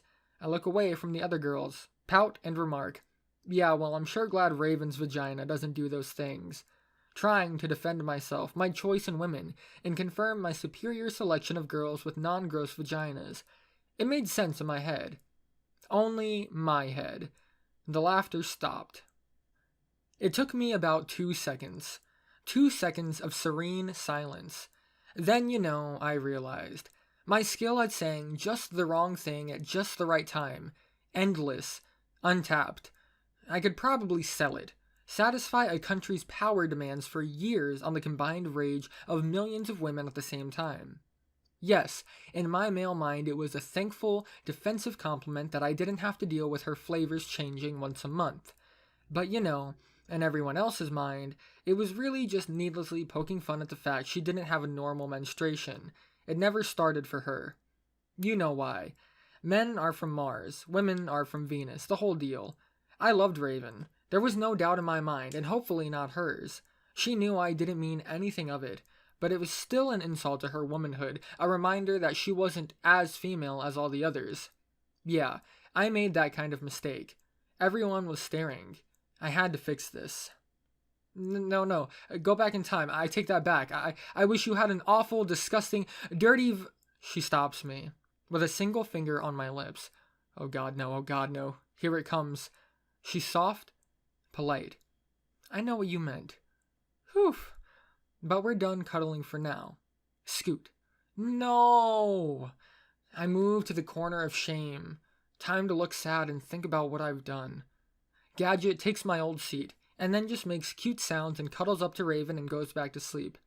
Fuck you guys. I could make cute sounds too. but I'm pretty sure I've lost all the bonus points I've been saving up for weeks. I've really fucked up, haven't I? Then Blondie tells me I get the true punishment seat and demands we swap. I really fucked up. I get shotgun, which is a great seat, right? Or would be. But Miss Redhead Freckly III is sitting up front and driving. Right. Well, better make the best of it. Soften her up. You have beautiful eyes. They remind me of someone I love that I can't be with right now. I mean, technically, I was softening up Raven. I'm sure she smiled internally. I gotta refill my stash of bonus points. But Freckles wanted none of my brash flirting. She told me how she really felt, how her heart was set, the words that came to mind when she looked at me. Fuck you too. Ha, she had a different shirt on than the one she had this morning. I wonder why that is. Oh wait, I know. Oh man, it's gonna suck to sit here. She's driving, so she can't attack me directly. So she resorts to her true weapons. Not her talons, but her words. Sticks and stones may break my bones, but holy shit, did she make me feel like I was oppressing everyone in the car. She pointed out 6 different ways the girls were holding back what they said because I was here. How they were reacting differently to jokes, humor, everything. I couldn't get a word in, edgewise. She just kept cutting down on my ego. It made it worse because I was silently beating myself up for reminding Raven of her past and future. Sorry, Raven. Deflated, too empty, to actually losing chunks of the balloon. Never to recover my manly pride. You can't fight a girl like that, Anons. You're not trained for it. I sure wasn't. I wasn't as eloquent with words to defeat her. Like, she had practiced in a mirror, how to make men feel like shit. I mean, all women do that, but fucking Freckles. She was a master. I started losing sensation in my pants. I needed to take action before all hope was lost. My options were dwindling as we winded across the countryside road. I turned to look at Glasses and Blondie, sitting side by side. Blondie was smiling and looking away. I couldn't get her attention, probably ignoring me and letting her mind wander as she looked out the window. Glasses was asleep. Or she wasn't. I saw one of her eyes open. I made a panicked, "Help me, please," motion, but she just closed her eyes again. Wait, the bag! Raven, Gadget, we got food, remember? Oh, right. The 2 snugglebirds uncurled and stretched, then snatched the plastic bag and began the gadgetous consumption of chips, prepackaged sandwiches, and fizzy lifting drinks. I got my share, and I tried to make it last. The chewing blotted out parts of her speeches. If I rationed my portions, we might just make it through the Oregon Trail and to the claims in the mountains. It's not really helping, though. We ran out, and didn't bring any bullets. No food, the oxen are hungry. Storybro has died of dysentery. I think I put up with Freckles for like 2 hours. Then she started talking about how good it felt to hit me this morning, about how I couldn't stop her in time. So I asked her a question, soft and serious. Did Blondie tell you yet? She stops and glances over at me. My tone of voice wasn't joking, but I wasn't going to be the one to tell her. Blondie said she wanted to tell me and Glasses something, yeah. She's staring straight forward, dismissive probably. But she didn't want to talk at breakfast. I figured it was nothing. Yeah, I bet you did. I repeat that out of my head, along with, ask her later. It wasn't a very cheery conversation, a rather somber exchange of words. Serious, she didn't say anything else, and I was thankful for the silence. It was grassy, kinda, now. I mean, sometimes. Like farmland. Lots of farmland. And different plants and things. Actually, I think we were still lost, but I wasn't going to argue it. Don't give the redhead a chance or topic to talk about. I managed to maintain radio silence until a couple other girls wake up. Blondie and Glasses mostly. I offer the PSPs and a round of racing. Ridge Racer, the best racing and drifting on a handheld console I'd ever played. Fuck Mario Kart. Plus the music, Disco Ball a masterpiece. Blondie agrees. Glasses doesn't. Her eyes are icy, cold, and pouting. Demands I take off my pants. I feel like she's done this before. Don't panic. She's got a perfectly legitimate reason. Probably. I ask what it is. You're being demoted. Demoted? Fuck, I was going up in the world? Who knows from what, though? This is a trap. If I ask if it's going to suck. When women give you vague answers, never ask why. It'll just make you feel bad. I'll pretend I know what she's talking about.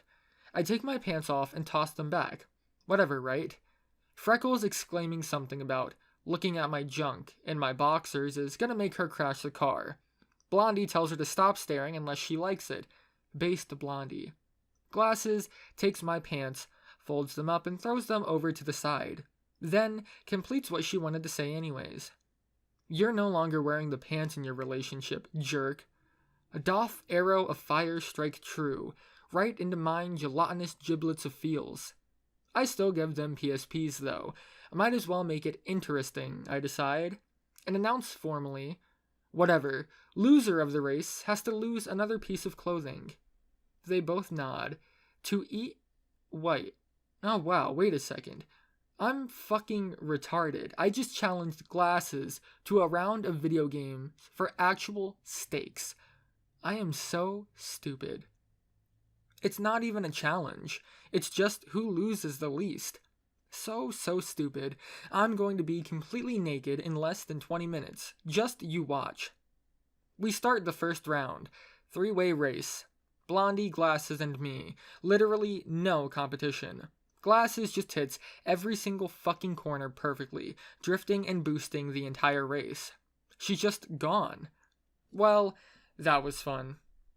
Yeah, I guess it's just you and me, Blondie. She mumbles something, too concentrated on the game, I guess. It's neck and neck between us, since we're both about the same video-wise. If there's one place Blondie's extremely competent, it's vidya. She zigs, and I zag. Hit a wall. Fuck, I'm way behind now. I'm frantic to catch up. Glasses laps us both. Fuck. Tried hard mode, engage. Goddamn drifting around corners like a monster, even on straights to get more turbo. I drift around a corner behind Blondie, blast the turbo and smash her off the side into a barrier. Last moment too. Finish line and I've won second place. Phew. Did not want to be losing any more clothes here in the front seat. Freckles would tear me to smaller shreds of my manhood than I was already. I turn completely around and give Blondie the, you know what you must do, look, and she frowns. Reaches up behind her shirt and just unhooks her bra, slips it out, waves it around, and tosses it in the pile with my pants. Smartest move, really. You prevent the reveal of anything until you lose again. Glasses offers another round. We force her to use the worst and slowest car we have. Blondie and I use the fastest. Doesn't matter. At all. We lose to her again by a huge margin. Blondie lost again. Glasses is just gloating per usual, grinning up a storm. Fucking Glasses. Blondie groans angrily and says she's done with video games and they're no fun. I agree, but, you know, she lost. She knows. She's not very interested in undressing, though. Angry eyes at me for winning again. She pouts. I'm not taking anything else off. She grumbles again. Storybro doesn't need to see me naked. Wait, why not? I point out I've already seen her naked plenty of times. She grumbles out a, not recently, it's different. I start mouthing the words to correct her. Then I catch myself. Glasses might have caught myself too, but she doesn't let on if she did. Blondie is amazing at acting when I don't realize she's acting. Worrisome, maybe. Glasses doesn't know what I was going to say anyways. Hopefully. But the way dares work in our group of friends is that you're perfectly welcome to deny them. It's just a bad idea, because everyone else involved gets to pick something worse for you to do. Glasses just took the prize of deciding this time. Not sure if she was trying to regain her bro status or torment me. A little bit of both. Her words were as follows. You get to go sit on his lap in the front seat, from now until we get back to the highway. Blondie and I groan in unison. That's no good. We point out that absolutely nothing good could come out of that. Literally. She's going to sit on my lap, with my boxers on. I'm going to get a boner, the bumps and ruts in the road are going to make her butt bounce, and it's going to be lewd as fuck. Blondie says this. Yeah, Blondie. Glasses doesn't give a shit. She says we do it because Blondie skimped, and she was technically the winner. Fuck that. I'm not trying to fuck around with other women while Raven's asleep in the back. I'm pretty solid on that. I already feel bad enough about Freckles. So Glasses does what Glasses would do in this situation. She turns around and asks Raven to confirm her judgment. Raven is half snoozing and half out of it. I'm not quite sure she even knows what the bet is, but she mumbles loudly that Glasses is in charge of my boyfriend until I wake up again, and if I hear he didn't listen, then she drops back off. I don't hear the rest. What? Raven, no. Don't go. Hold on. No, don't go back to sleep. Oh God, no. Threw me under a fucking bus. Glasses just turns around and puts on her gloating smile. You heard her. Fuck. Why are they friends again? Is Raven just too tired to realize what she did? Blondie knows better. She crosses her arms and exclaims, Nope! Not doing it. Her eyes are defiant, fiery blue. I like this version of Blondie. She knows better. She knows the shitstorm that hangs in the balance. Glasses just smiles. Her eyes are fiery too. Plans knowing no bounds. She asks, So, you want something worse to do? Blondie stays silent. I assume that means yes. Thanks, Blondie. Taking one for the team. Glasses grins, leans in and whispers something in Blondie's ear. Suddenly, that fiery blue is gone. She sits upright, straight as a board, looks at me with glazed over eyes, and just nods, and agrees to sit on my lap. What could have been that bad? Nothing comes to mind, as Blondie gets up on all fours and starts to cross the middle barrier to sit on my lap in the front seat. Then she gives off a yelp. Her face jumps into a look of surprise, along with a loud resounding smack. Glasses just slapped her on the ass, and she can't seem to move forward, not until Glasses says something about leaving these here or else. I have no clue what she's talking about, but I hear Blondie give a whimper, and then finally move far enough forward for me to see. She's not wearing her shorts anymore, just cotton blue panties. Fuck, Glasses, what are you doing? After an ample amount of repositioning, Blondie manages to sit on my lap in a way where it's not very lewd at all, kinda sitting off to the side. Perfect.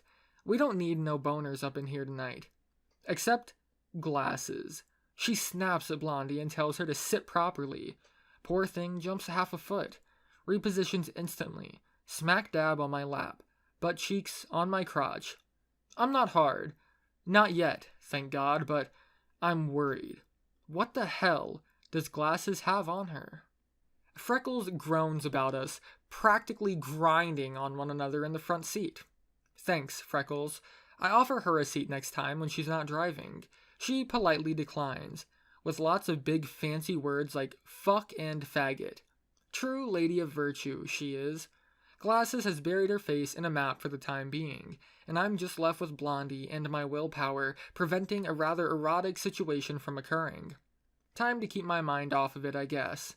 I start asking Blondie questions in secret about what Glasses has on her. She won't say, but it's not that bad.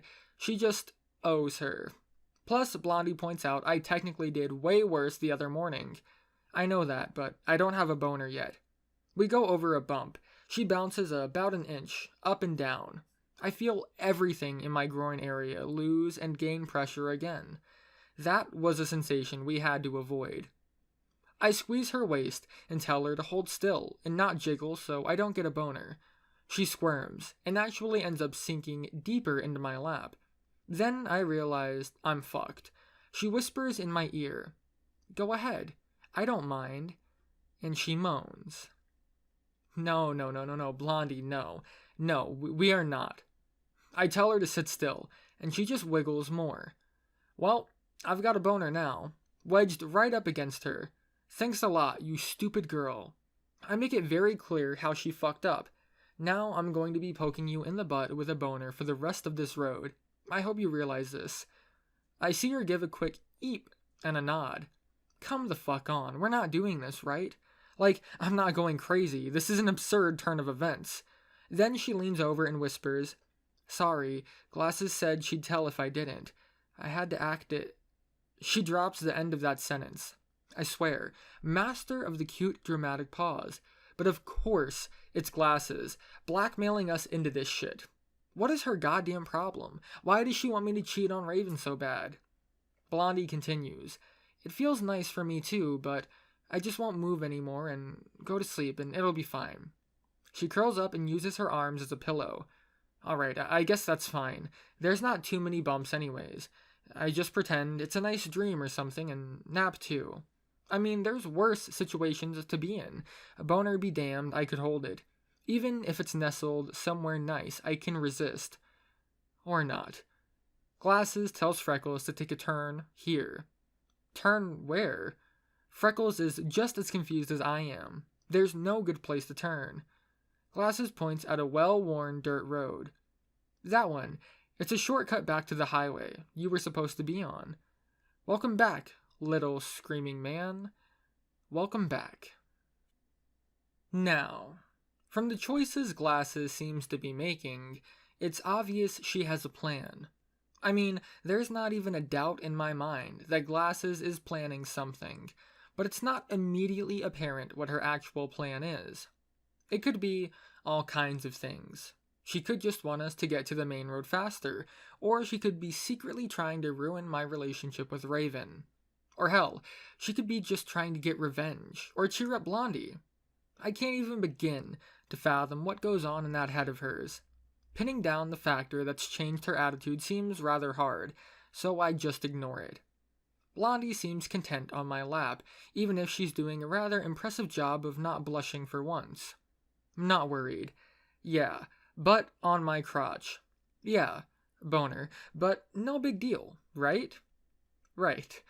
It continues, for a good bit at least. Miss Evil Mastermind scheming our demise behind us, sporting a remarkably charming smile, beaming from ear to ear almost, but quite attractive with it. Actually, I could spring quite easily for any of the girls right now. God damn it, boner. I give Blondie a good old-fashioned squeeze, side of ribs. She's fast asleep, or pretending. Freckles is ignoring us, took Glasses' suggestion and has turned off onto a bit of a run-down dirt road. It's not too bumpy. The jiggling on my lap. It's relaxing, but also a bit painful more than arousing. Not too bad.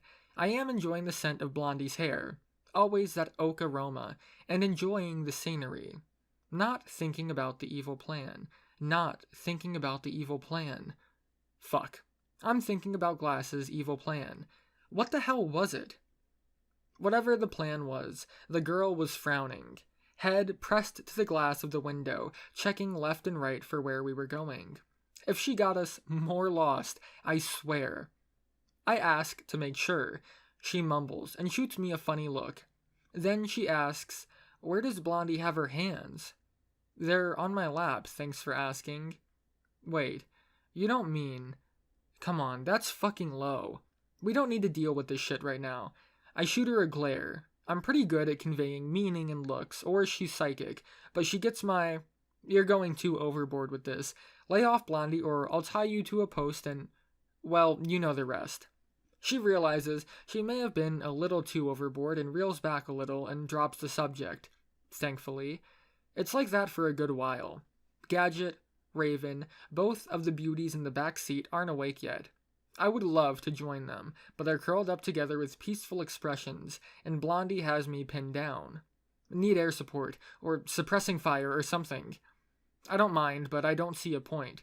The road is just slowly getting bumpier. Car is jolting every once in a while, hopping on little pits and ditches once a mile or so. Then it gives a huge bounce, and a jolt. Fucking hell, Blondie. Girl, your butt is in the wrong Another bounce. Place. That was almost enjoyable. I don't know if I should sit through any more of these. I glance back at Glasses. Her frown is gone. It's a small smile now. Pretend straight face with corners of her mouth upturned, really. Oh, you sly devil, this was your plan. The car gives another jolt and a bounce. Blondie's body up and then back down, right upon my not-so-soft hard-on. That was your plan. I understand now. Every bounce I understand better. Blondie's butt, my crotch, lewd to the max. Except, not really. I think Glasses had the impression that this would feel good. Pseudo-sex with bouncing, maybe. But, hate to break it to you, Anons, a girl bouncing up and down on your dick on a bumpy dirt road in the middle of nowhere, yeah, that's not as enjoyable as it should be. Curse you gods.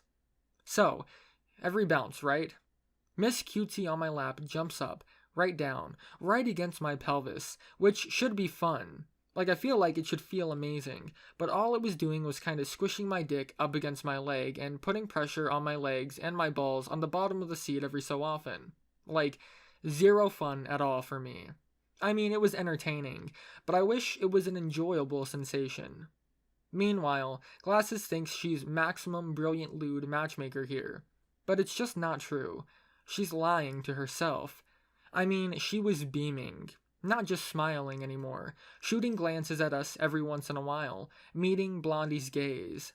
Blondie was done pretending to be asleep. Lots of reasons. Maybe she was hating this just as much as me. Maybe it was all the noise. Gravel and rocks clinking against the chassis of the car. Clinks and pings as bits of road fly up. Crunching of the tires. It was a real dirt road now. I stealth nudged Blondie, asked if she was alright with the current situation of bouncing. She whispers back, "Yeah, I'm fine." But in whispering, she turns her cheeks towards me, and I see them clearly, blushing. No wonder Glasses thinks her plans worked. That or Blondie might actually be enjoying this. If she is, she's doing her best not to let any clues slip. Besides the blushing, I don't have the slightest indication. I mean, she was just sitting there with a straight face. Me, personally, I was wincing. The bouncing was hurting quite a bit, leaving me in semi-state instead of full mast. Bang! The car hits a goddamn rut and jumps up and down a good foot. Blondie actually achieves orbit, and then atmospheric re-entry upon planet lap again.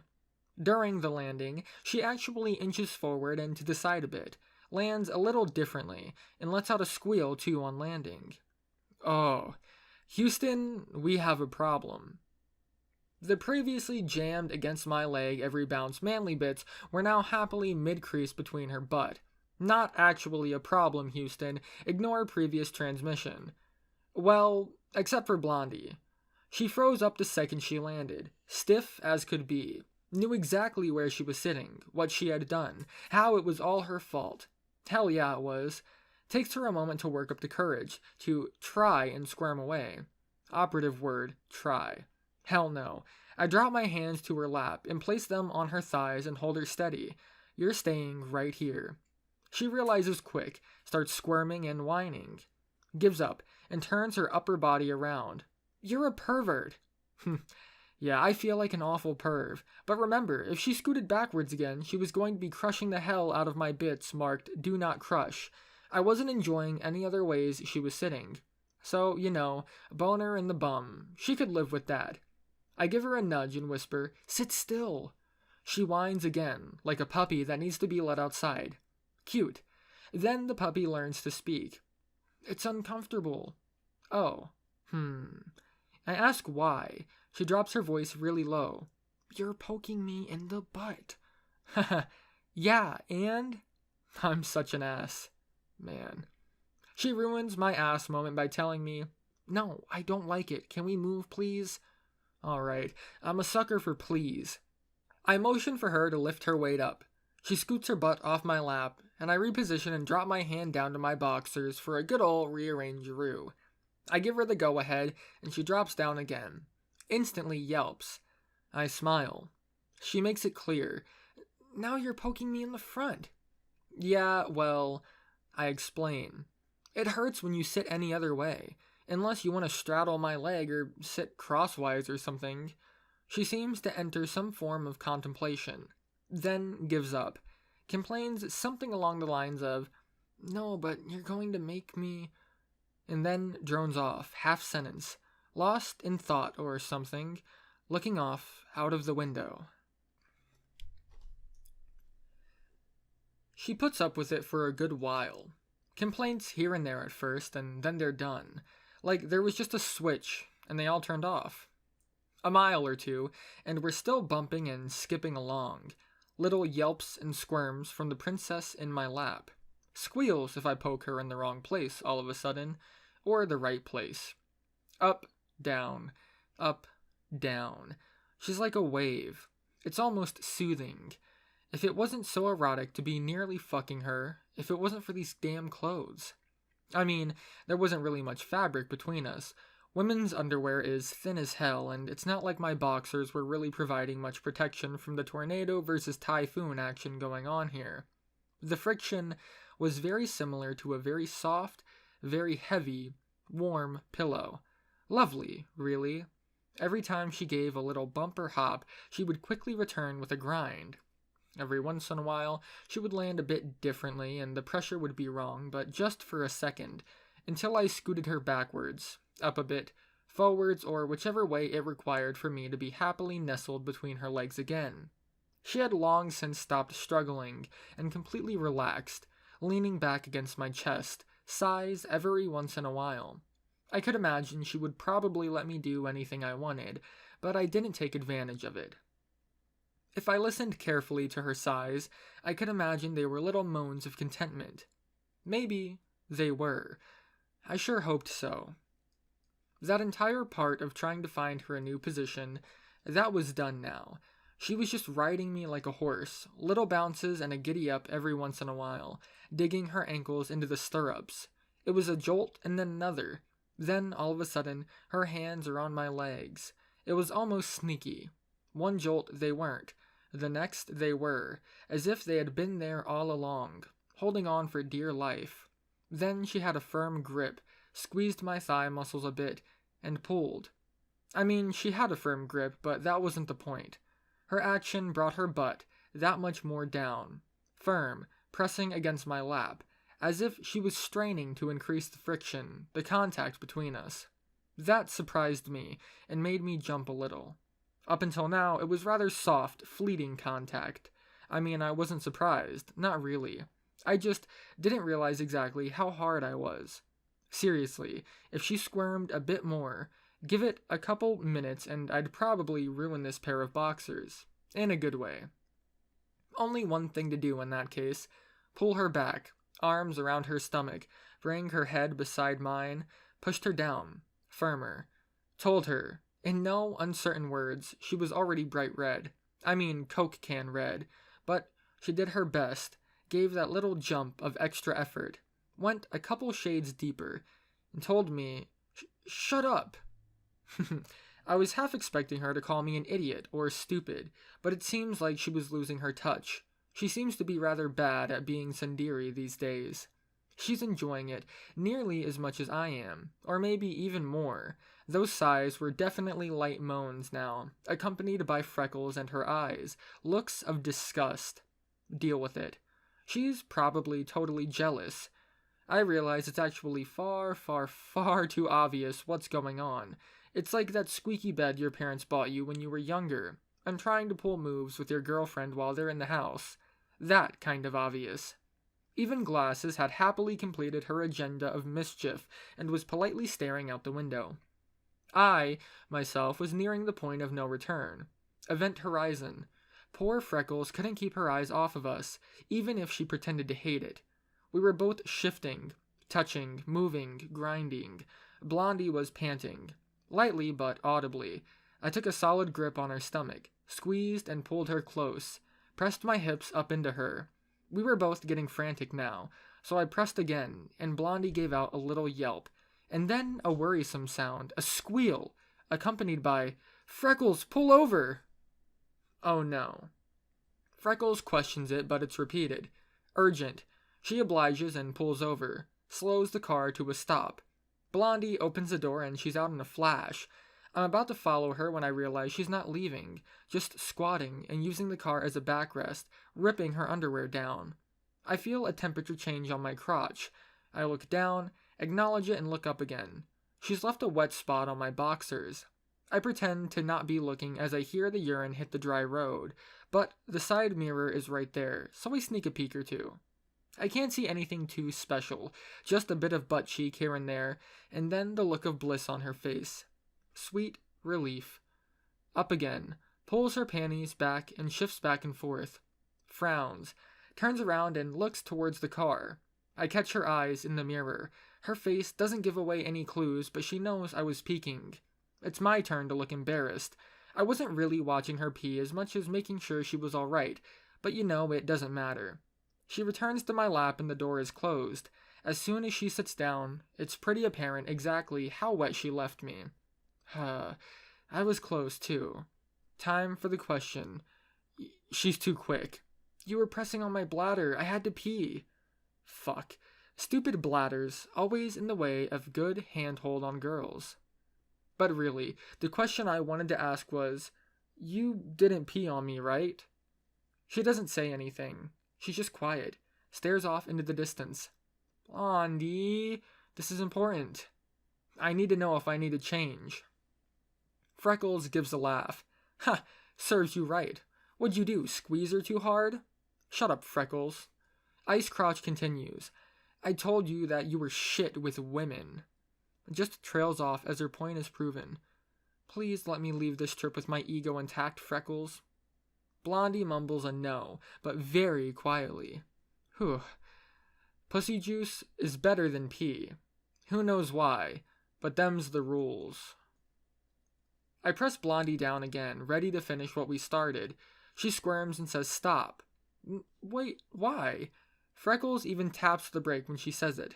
Fuck. Patriarchy police too close. Can't continue. Blondie scooches up and pulls her legs onto my lap too, and tells me she's done. I'm not. She hears that. Freckles hears that. And Blondie mumbles something quietly. What?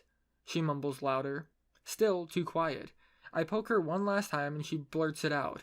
I'll finish you. It's meek. It's embarrassed. It's quiet. Still, Freckles swerves lightly and Glasses gives a hiccup. I tell them both to shut up and not say a word. They do. Both. I find a hand on my crotch. Then another.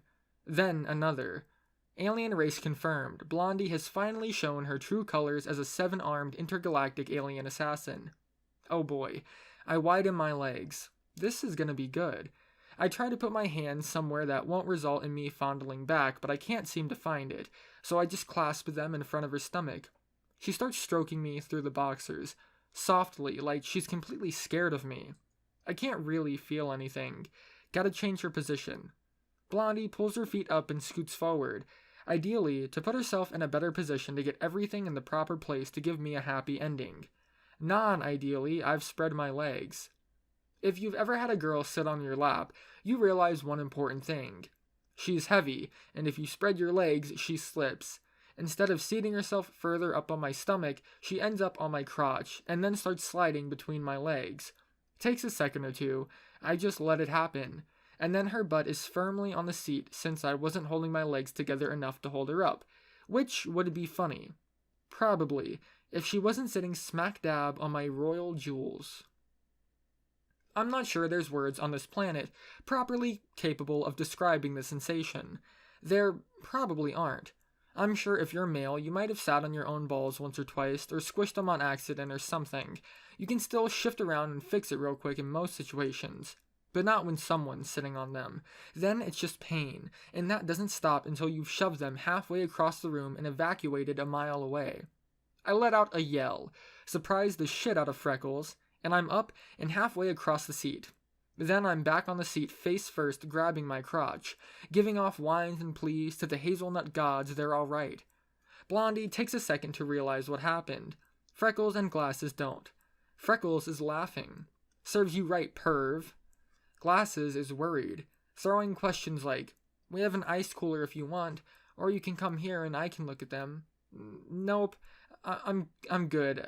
Just need a moment. Just gotta count and make sure they're all here.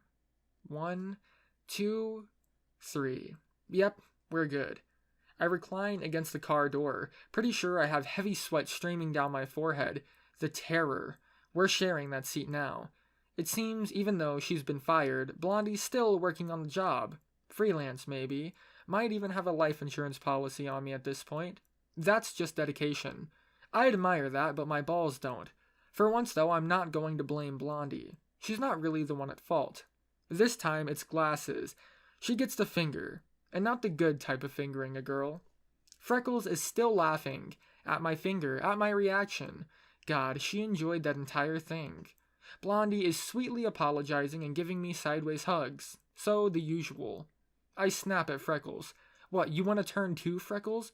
Glasses can drive if you want to ride. She laughs. Sure, you sit in the back and Blondie can sit on my lap. The reaction to that is hilarious, as Blondie squeaks out a, "Hey, no!" Freckles reaches over a hand for a mock grope, but Blondie clambers up over me and is practically sitting on my head trying to escape. Ah, well, more for me. I give her a real grope, right on the butt. She doesn't squeak or squeal. If I hadn't been able to see her eyes, I would have imagined she didn't feel it. But her eyes flash. She squirrels up on my arm and back to my lap, far out of the prying hands of Freckles, though. I make it a point to embarrass Freckles as well as I can. She deserves it. I give her a remark. I didn't know you liked blonde girls, and then I poke Blondie a bit too. We can share her if you hold her down. Another squeak from Blondie along with a, "You wouldn't!" Try me. Freckles takes offense at this. Of course, I'm not sure if it was me threatening to hold down Blondie or insinuating she wasn't interested in blonde girls, or that she was interested in blonde girls. Whatever it was, she called me an ass, then exclaimed loudly, "Don't blame me if I'm lonely and want a cute pillow sometimes." Madam Spectacles chimes in. "Oh, shush, Frex. We're getting your girlfriend in Austin anyways. You keep saying she wants to be your pillow." Wait, that's right. Cutie pie, Asian, lesbian, long-distance lover. Didn't even know that was a thing. Well, I knew it was a thing, but I didn't realize lesbies did it too. She had been in a relationship with this girl for a year and a half now. They shared common interests, like hating men, and long, moonlit walks on the beach. There was lots of other shit too, but I didn't much care. We just kept joking about the girl behind Freckles' back. None of us had seen her yet, so we just assumed she would be a giant land whale when we got there. The sixth girl was a surprise contact in Austin, meet at the restaurant or something. Then we would hang out for a day and get to know her, throw down a group vote if she was cool enough to tag along on the trip. Might be a tad crowded, but we had initially planned to fill the car up completely, and we weren't anywhere close yet. We were in the middle of fuck all New Mexico, or maybe Oklahoma, maybe Texas. I didn't know. Glasses didn't know, and honestly, it had been hours since I last saw another car. We might be lost, Anons. Glasses pulls out her star charts, compass, and sextant. Lewd. Realizing that it's not only still daytime but cloudy, she gives up the endeavor of locating us manually and returns to searching on the map. According to her calculations, we're somewhere close to Texas, she thinks. Wherever we were, there were like no references, not even to which direction we were facing. We could be going backwards for all I knew, and I'd never be able to tell you. Glasses seems to figure it out, or do her best impression of pretending, because she tells Freckles to keep going the way she's going. Alright, Blondie is a squirming bundle of girly energy up here in the front seat, and I'm not sure I can handle it. First, she's on my lap, then my side, then my knee, and then my other lap. Cuddles to hugs to what seems to be her attempts to grope me in places that groping doesn't really get anyone any satisfaction from. Knees, for example, or my elbows. Not really sure you can grope people in the elbows, but she tried. Felt my sexy elbows the hell up. Honestly, if she hadn't already gone, I'd think she had to pee. She's somehow just overjoyed that I'm sharing a seat with her. My thoughts go back to passing remarks she was making in Vegas about what it's like to be in a relationship or to feel loved. She was doing her best impression of a restless pet dog in your lap for a car ride, tongue almost lolling out and head thrust out the window and everything.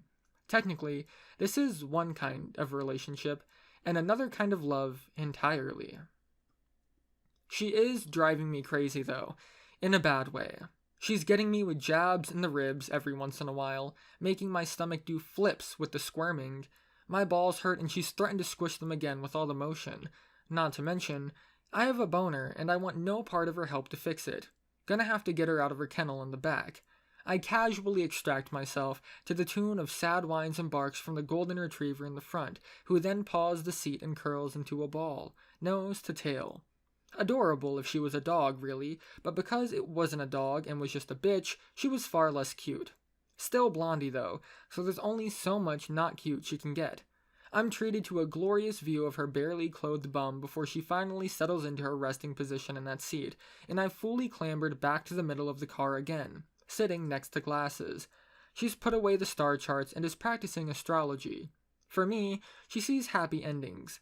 Pretty sure reading tea leaves and reading boxers with boners in them are vastly different fields. I pout and look away. Glasses tries her best to not piss me off as I sit next to her. I'm angry as shit at her for lots of reasons. Her fucking with me, turning everyone against me, turning Raven against me, then setting up that front seat pain with Blondie.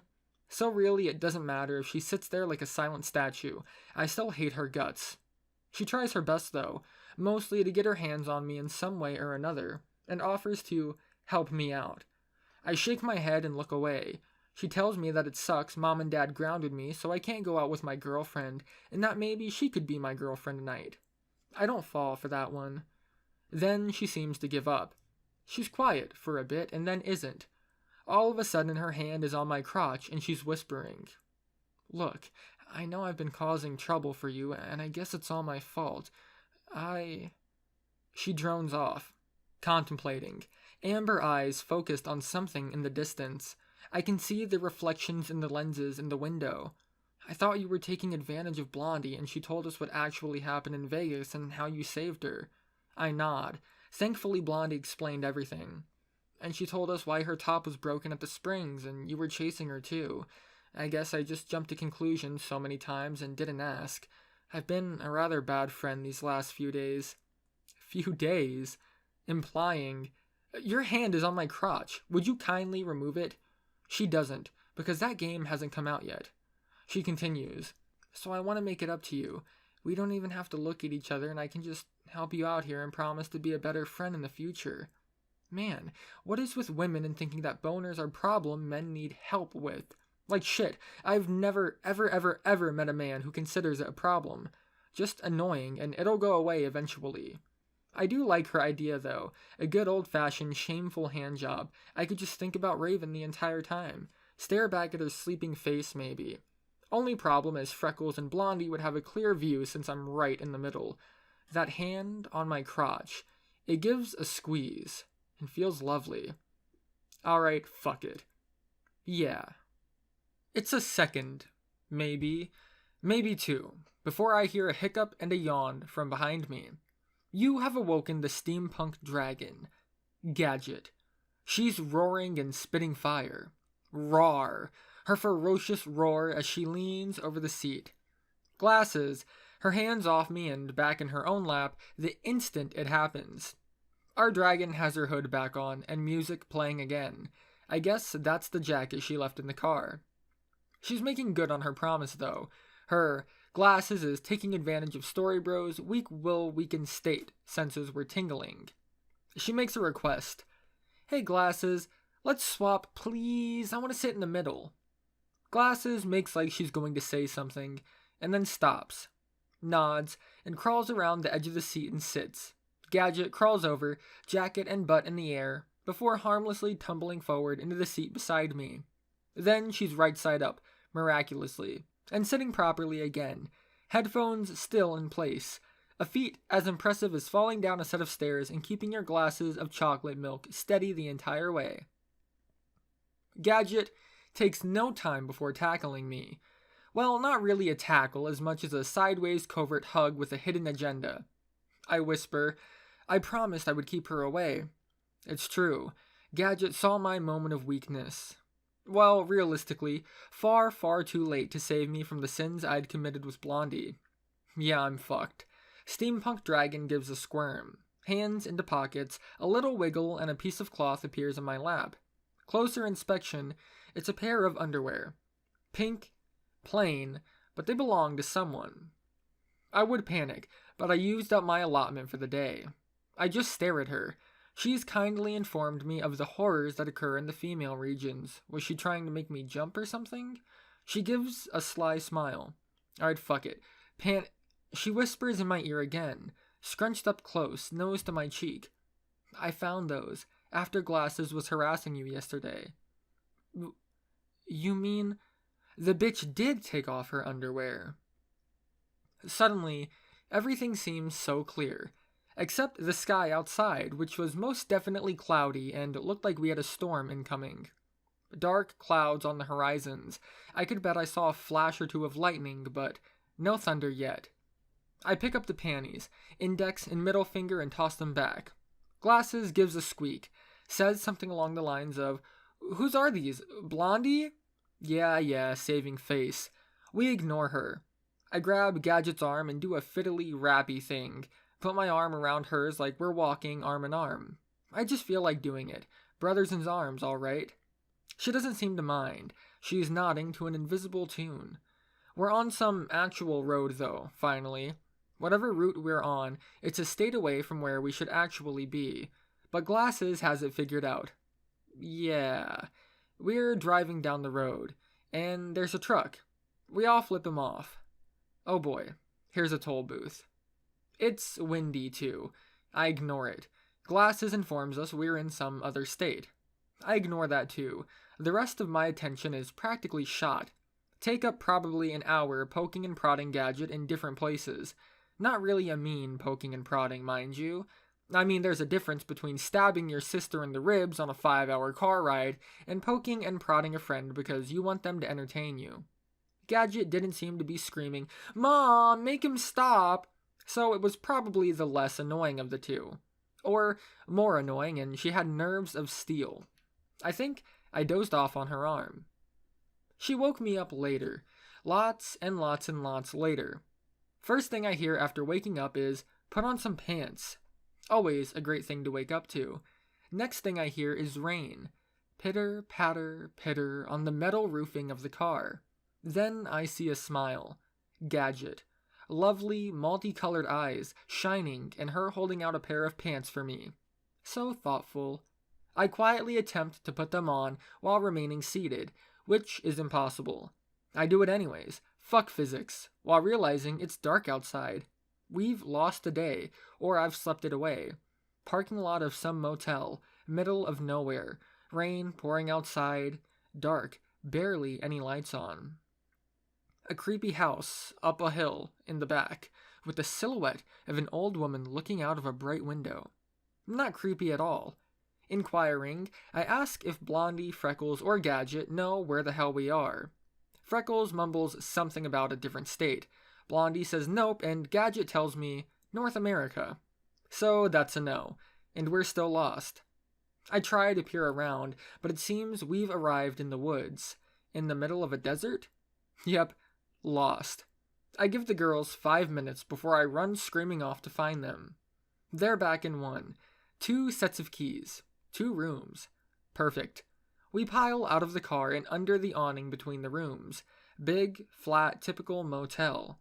Freckles suggests we open a door and make a huge trip with all of our stuff into one of the rooms. People need new clothes, showers, and probably some form of food in them. Because I'm the big, strapping, strong young man, all the women just use it as an excuse to pile like 3 bags in each of my arms, and they bring in smaller bags each, pretending to lug and haul them to the door. Ignoring the fact that I'm slower, carrying all the bags, and I've probably got someone's sets of bags relatively wet because of how slow I'm lugging them across the parking lot. Logic.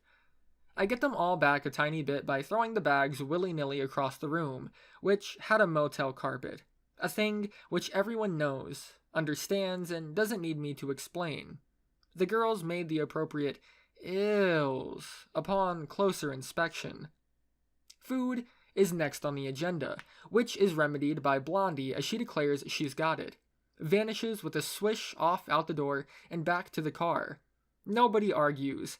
I tackle Raven on the bed, and it's accompanied by the usual oomph and a giggle. I got my hands around her and went in for the hug. Then the not-so-usual shove and me away.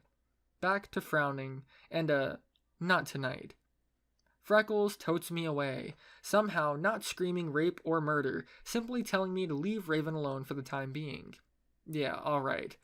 Glasses takes up my old spot on the bed and manages to wrap an arm around Raven's waist and starts animatedly chatting with her about something. Throws me a wink, I think. Fixing it, I hope. Alright, what were we doing? Nobody answers me. Freckles vanishes into the bathroom under the presumption of winning first shower. Gadget is tapping her foot along to the music she's listening to, just a calm swing back and forth. Raven and Glasses, both unapproachable. I'm gonna go help Blondie get food. Nobody responds. Yeah, I'm unwanted. I slink out, find it pouring, twice as hard as it was when we went in. The rain is goddamn acid. Dodging water balloon bombs and outbursts of saintly tears, I rush across the parking lot. I make it to what I'm pretty sure is our car. I can barely see. It's got a light on, so I bang a couple of times, and a door opens. A middle-aged guy, dog, some woman with square glasses, all eating massive submarine sandwiches. I apologize and close that van's door, leave that mystery machine for another time, and find the appropriate Suburban, bang my way inside and out of the rain. Blondie has the lights on and is assembling sandwiches. She's soaking wet, too. Lewd. Really, her shirt is completely transparent and she's got a blue bra on underneath, and I think a matching set of panties. I can't help but point this out. She gives me a half-cocked to the side smile. Yeah, well, it's nothing you haven't seen already. She speaks truth. Slowly indoctrinating her into my harem, just a couple more steps. So, I start, does this mean I'm allowed to look? She frowns. Uh-oh, abort harem. No, I'm telling Raven, I think. Abort, abort, abort, abort, abort! About all of it. The morning, today in the car. Alright, hold on, let me find a knife. I search around. She's got the only one, a butter knife covered in mayo as she's doing the bread for sandwiches. Killing her isn't an option. She sees my look of, you're getting murdered, and hands go up waving. No, you've got it wrong. I can't have possibly misheard you, Blondie. Don't even try to escape this. Your fate is sealed as soon as I find a knife. Stab you in the shower a couple of times, dump your body in a swamp. She still proclaims, no, you have it all wrong. It'll be fine, trust me. I need to ask her something important. A favor. I take a deep breath. The red I'm seeing abates. Kinda. She continues. Just do something romantic for her tonight, or something you two can enjoy together. What, like sex? If you're implying sex, Blondie, you're taking the room with us, and I'm making you... Wait a second. Eureka! Blondie, where did that gin go you swiped from the girls? She gives it a thought, then points out that it's in her bag inside. Perfect. I assist Madam not on my kill list anymore, and we finish sandwiches. She doesn't even try to stab me more than twice. An improvement, really. Back in the old days, I'd be leaking blood everywhere and stuffing the wounds with breadsticks. Meat, lettuce, cheese, sauces, bread, basic sandwiches. We devise a carrying scheme involving a jacket, a platter, and some plastic bags that result in the non-wet sandwiches arriving to the room. Even the two people carrying them had to swim to get back. Impressive, really, how whatever state we were in, I was capable of actually raining so hard we couldn't see outside. We make it back after asking for directions twice from passing fishermen. Blondie almost gets eaten by a shark. We don't talk about that part. The girls don't believe our stories of heroics and swimming feats. They just want the food. How typical. Freckles arrives from the bathroom, seemingly freshly showered. She's got a towel wrapped around herself, gives me one glare and vanishes into the bathroom again. I'm a good sport, and toss her bag around the corner without looking so she can dress. Hopefully she didn't recognize my hand, the dirty male flesh oppressing her clothing. You think I joke, but she was the only girl who carried her own bag in.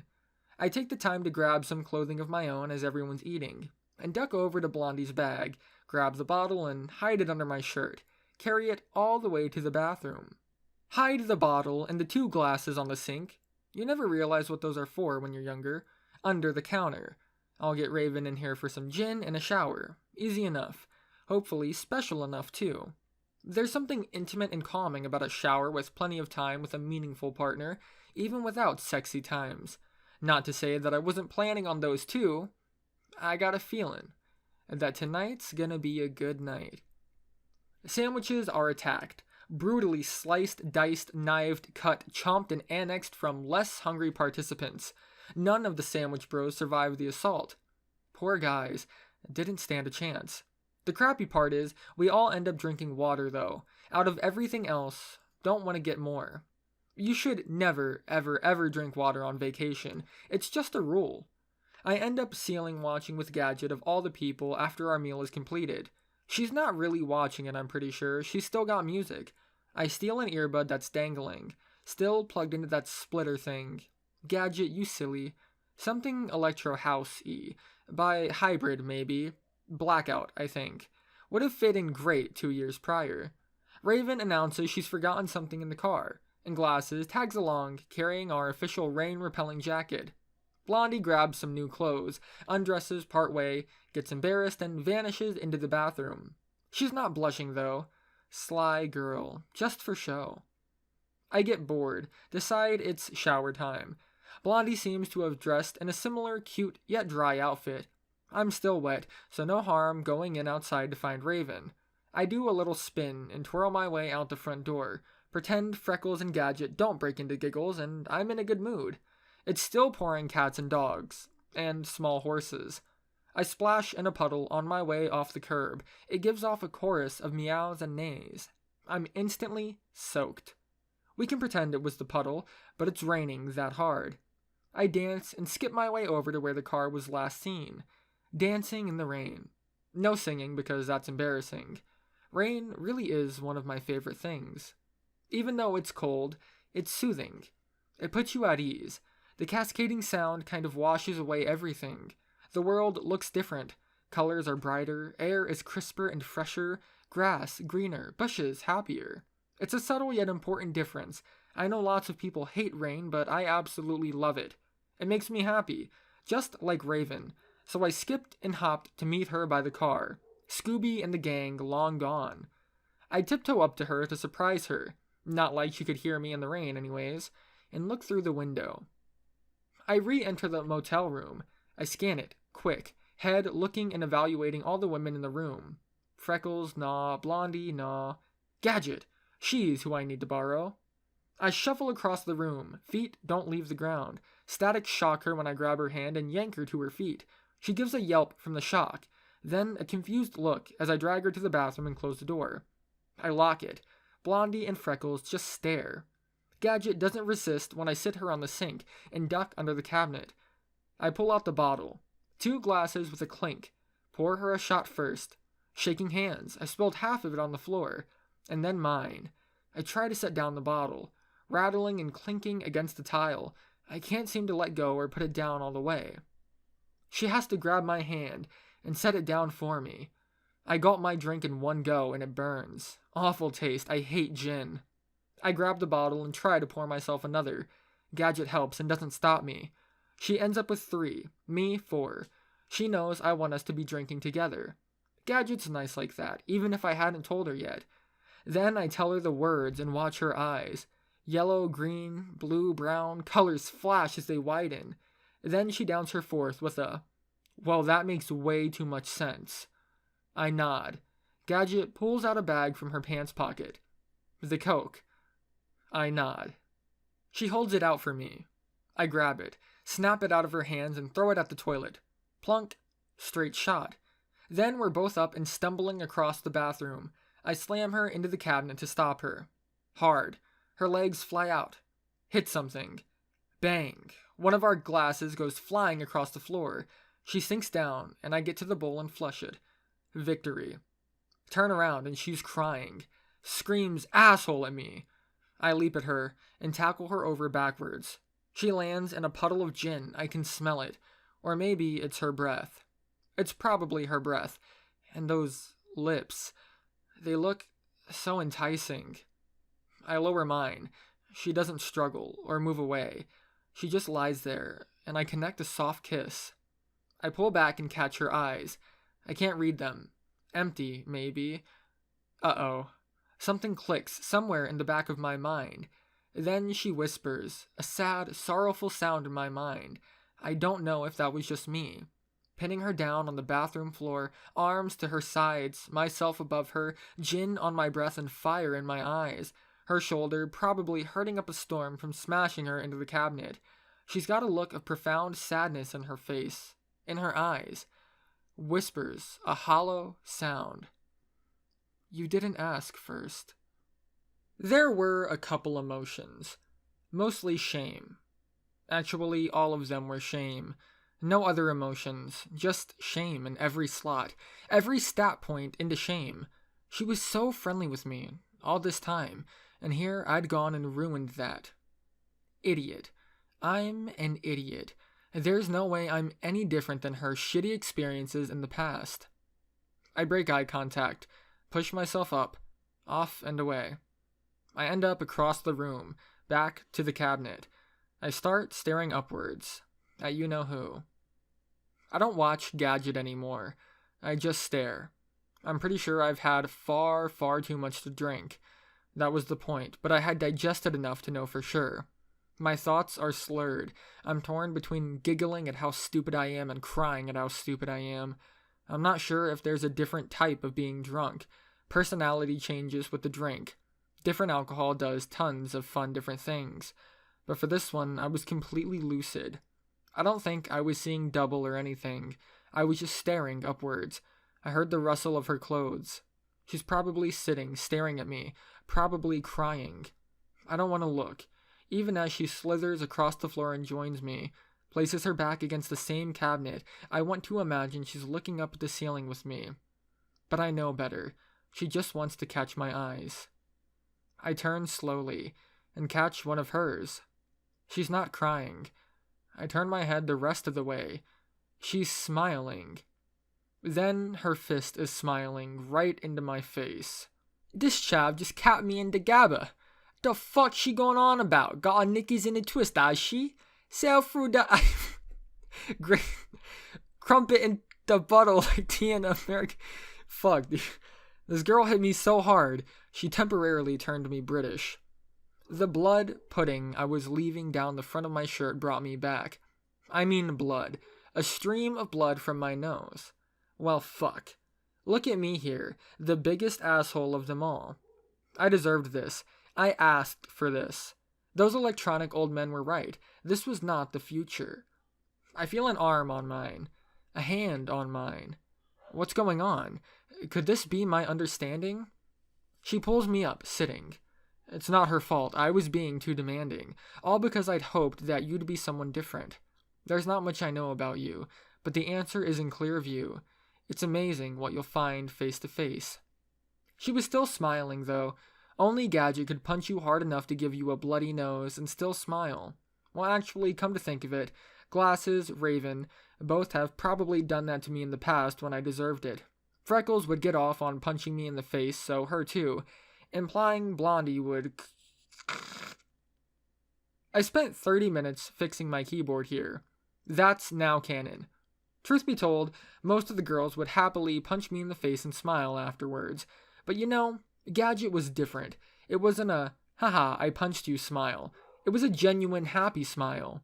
Or a sad smile. She pouted while still smiling and belted out. That's for flushing my new toy, jerk. Lewd, but she meant the cocaine. She grabs me again, back to smiles this time. As for the kiss, I bet you just forgot to ask. Oh man, not fucked, not fucked. Praise be to the Lord of bathrooms and alcohol. Except, kiss? Is the consecutive screech I hear from outside the bathroom door. Two girls, Freckles and Blondie, are listening, ears pressed against the wood. Or they were. Now they're banging on the door, huge thuds. Door probably made out of cardboard. I hope they don't break through it. Gadget giggles, a cute little hee. It's intentionally loud enough for the two outside to hear. Yeah, Annie's probably going to want more. She's exclaiming this with some kind of sadistic glee, a true glasses moment as she torments the girls outside. Blondie breaks down into various squeals and wails. Who knows why? Probably jealous or wanted to watch, or I was adding another target to her list of people I had romantic relations with she had to kill. She just left herself off that list time and time again. Freckles is screaming something along the lines of, "I'll save you!" And I'm barely keeping a straight face from that one. Fucking Freckles. If she could see the amount of blood on me and the floor and my shirt. Frankly, I was wet from the rain, but I was just soaked now. Gadget was giggling too, echoing giggles. Those big, strong, long ones. Or maybe it was the little bathroom we were in and the silly acoustics. She giggled and pounced on me. I could almost see her tail swish before she did, like a lion ready to pounce on its prey. Just the tip twitching back and forth. Then I was on the ground again, and Gadget told me to shh, a finger to her lips, pretty close to my lips. Kiss, maybe? No. She sits up and yells, "Blondie!" Her voice suddenly serious, scary even. The banging stops. Silence for a second before Blondie responds through the door. Yes? Gadget yells, "Tell Freckles what she did to us last night." Oh, that's the sound the chorus of schoolgirls we pay to follow us around and exclaim at various events chose to make at that very moment. No response from outside of the door, though. I can only assume Freckles is throwing on one of the biggest "the fuck did I do" faces. Green eyes shining with the WTF this side of the country hasn't seen in decades. It's a long while. Or maybe it's a short while and I was just losing time because I'd had far too much gin. But eventually an armadillo squeaks from the other side of the door, a meek, "Okay." Silly Ramus. Freckles and Blondie taken care of. Probably off to another side of the motel to cry into one another's arms all night. Gadget snuggles back up to me, but I think she's in a sour mood now. She pulls away and exclaims, "Yuck." She's almost covered her jacket in blood too. But she narrowly missed. Good, because it'd never come out of a jacket. Instead of taking her jacket off, she just takes my shirt off. This is the only logical solution to the problem, I guess. Uses it as a makeshift rag and mops up the blood off of me and my face. I just lie there and take it. Seems she's got enough to be satisfied eventually. Snuggles again. It's a really comfy snuggle, mostly because she's just warm. And she's not really doing anything. It's just nice, warm body contact. It's lovely.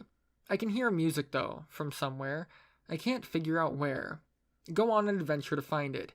Check lots of places and no clue. Sit up a bit and peek under Gadget's hood. Headphones. This entire time. I don't have words, just actions. I demand earbuds and she complies. We curl up on the bathroom floor snuggling, her face to my bare shoulder, listening to music. We turn it way up to drown out the sound of the girls talking in the other room. Someone screaming or crying already. Good. I'm pretty sure my pants are sitting in a puddle of gin and blood. I don't care. It's the very first and only time I've ever fallen asleep listening to music. Something trancy. I'll put it here if I ever remember it. We fade out and zip to black. Then it's morning. Well, not morning. Someone's banging at the door again, and then we're asleep again. And then it's morning. Probably. Except it's still dark. Damn, we've left the bathroom light on though. The bathroom smells awful, but I'm still holding the cutest darn hooded kitten in my arms. Problem is, I'm not really drunk anymore, so I can think. Back. To explain, we have to go backwards. Wake up. Take off earbuds. A slow backwards kiss, then a fight over a bag that doesn't matter. Drinking contest, then backwards through the door. Static electricity when we touch. Shuffling backwards out the door. The rain. No more puddle jumping, no more dancing, or skipping or hopping. Just downtrodden and wet. Cold. Back to the car. Back to the tiptoes. And I see it. 2 half-empty Coke cans sitting in the cup holders that they'd been hidden under the seat. They made me drink water with my sandwiches. Water! There's no level of disgust that I can convey to you about how much I hate water. Water tastes disgusting, especially from the tap, which is what we all had. Except for those two. Those two smug bastards hid the last cokes, and now they were lying there so snug in one another's arms. Naked. Fuck, I hate water. The other day I was walking down /V and this guy came up to me and started telling me all he did was drank water at his computer all day, and I pointed out that there's no point. What's life without a little flavor? Then he started throwing buzzwords around like kidney stones and tooth erosion, and I fucking lost it. I punched that faggot in his water-loving face. I hate water so goddamn much. I just had to leave right at that moment. Head back to the hotel room and share a non-water drink with someone. They didn't even see me. They were busy anyways, not drinking water and all. Fucking glasses and Raven. Nectar, maybe. That out of the way, now you know why I was beating myself up. Because I was indeed fucking retarded to not have realized earlier where they hid those cokes. You know, Raven had been giving off signs for a year now that she was scheming with someone else, conspiring, naughty backroom visits about illicit liquid allotment and transfer. Of course it was glasses. They spent time with one another constantly. Alone, probably not drinking water. I came back just the day before we were supposed to leave, and Glasses had her top undone. They both looked flustered, but no. I thought it was just to seduce me like she usually did. That's seduction. All of it made far too much fucking sense, too. I knew Glasses. I knew her really well. Beyond well. She was my best friend until the later half of this trip where she'd been quite a dick, trying to rip me away from Raven with herself, trying to blame me for shit I didn't do and protect Blondie. But it was simpler than that. Glasses was a bro. Not just to me. She was a bro to everyone, to all the girls she'd known for ages. Me, Raven, Blondie. We were on that bro list, and she had broed us up all equally. So she got stuck in a bro-nundrum. Protect Blondie against me. That's a no-brainer, and it probably hurt her to do. But she was sexing Raven up, which I would have been totally fucking fine with. Raven didn't want to tell me, it seems. For what reason, I don't know. If she had told me, I would have joined in happily. What's the big deal? But she didn't. So Glasses was stuck, her bro loyalty divided. Bro loyalty is a tough thing. From what I could assume, I knew how it all played out now. Raven asked her not to tell. Doesn't matter why. Bro code requires you don't tell when your bro asks you to keep a secret from his girl or guy friend. So, what could she do? She knew the secret and she'd been fighting with it internally for ages. I watched it happen. She was trying to tell me something in the shower, as if it would change everything. It did, kinda, but I saw her master plan. Seduce me, make me cheat with her, so that even if she was seeing Raven behind my back, I was seeing her behind Raven's back. I know that sounds kind of completely fucked up, but I think it would have made sense and negated out to zero if I wasn't such a white knight in shining loyal armor to my raven-haired, green-eyed princess. Fuck, just one of those moments, one of those times. They don't come along often, but if they do, they suck. When you realize cheating on your waifu was the correct course of action. So what? What's my plan of action here? My time machine only goes back maybe a day, so we can't really go back before all of this started. Plus, I would know anyways. Quantum conundrums and all that. You see, I would fuck Glasses. Join in, pretend it was all fine. But it's really just not. Bro code or not, they still didn't tell me. Either of them. You don't hide cokes from your bros. They'll buy you one next time. It's a running tab, alright.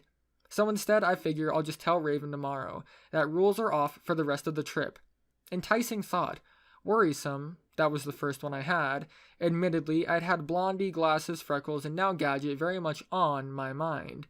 But Glasses, she's in trouble. We needed to talk. Raven, I don't know. I don't think I had my thoughts straight on what I wanted from her yet. But not now. I extracted myself and sat up. I had better plans for right now. I had an adorable kitten sitting below me. So I woke her up. Gentle shakes. Keeping my face close, to not yank my own earbuds out. I saw her wake up. Face from ambient, motionless relaxation to a tense groan. Bright eyes flicking, blinking back and forth. Finding mine. Beautiful circles of color. Then she groaned again, threw her hand over her face to block out the light. What? A sigh, almost. I made my demands simple. We both need a shower, you know. I'm firm, hand on her waist as I say it. Can I take off your jacket? She removes her hand, scrunches up her nose, and gives a puff of fire out of her nostrils. She's all out of steam, so she gives a steamless, yeah. I get right to it. It's not very easy to take off Gadget's jacket, mind you. It's got bells, whistles, and Velcro everywhere holding it in. Wires connecting to each and every other part of her body, bits of string, pipe cleaners, and tack holding bits of plastic together and preventing its removal. There's even a voice authentication padlock, and one of those retina scanner things holding it together. Little armed guards over at the warehouse doors to the side. I do the smart thing. Bypass it all, with the zipper. Slide it off and she's back to the t-shirt she was wearing earlier. Light green. Then the fancy swishy pants she put on this morning. Swish, swish, swish. I love those damn pants. I escape, however. I don't continue the undressing game. Retreat to the shower. Attack the bells and whistles in there. Need water. Hot, soap, sudsy shower. Water initializing. Hot.exe installing. Steam.exe finding whiny 13-year-olds. Allocating them to your Counter-Strike server. I peek into the gadget folder. She's just standing around staring at herself in the mirror. I guess because all her music was tangled up in her jacket, she's not listening to anything anymore. Maybe I broke her. Needed electronic sounds to function. I start taking off my shirt, which I realize isn't there when I try. Right. I give a cat whistle. Come on, Gadget. She perks up. Ears rotate 90 degrees to triangulate my location, and slides across the floor towards me. She doesn't talk much, just watches me, eyes glancing at different things. I see a glint of blue as she catches my own, glint of green when she checks out my pecs, flash of yellow when she drifts lower. Reaching over, I give her shirt a tug, throw out a silent question. No answer, but nothing negative either. I swiftly yank it up and over. No fuss, no muss, not a sexy striptease or anything, just a shirt no longer. I toss it on the floor, leaving her in what seemed to be purple undergarments. Well, her bra, at least. It's purple. Not dark purple. It's light and covered in a very hard-to-see flower pattern, but it's purple.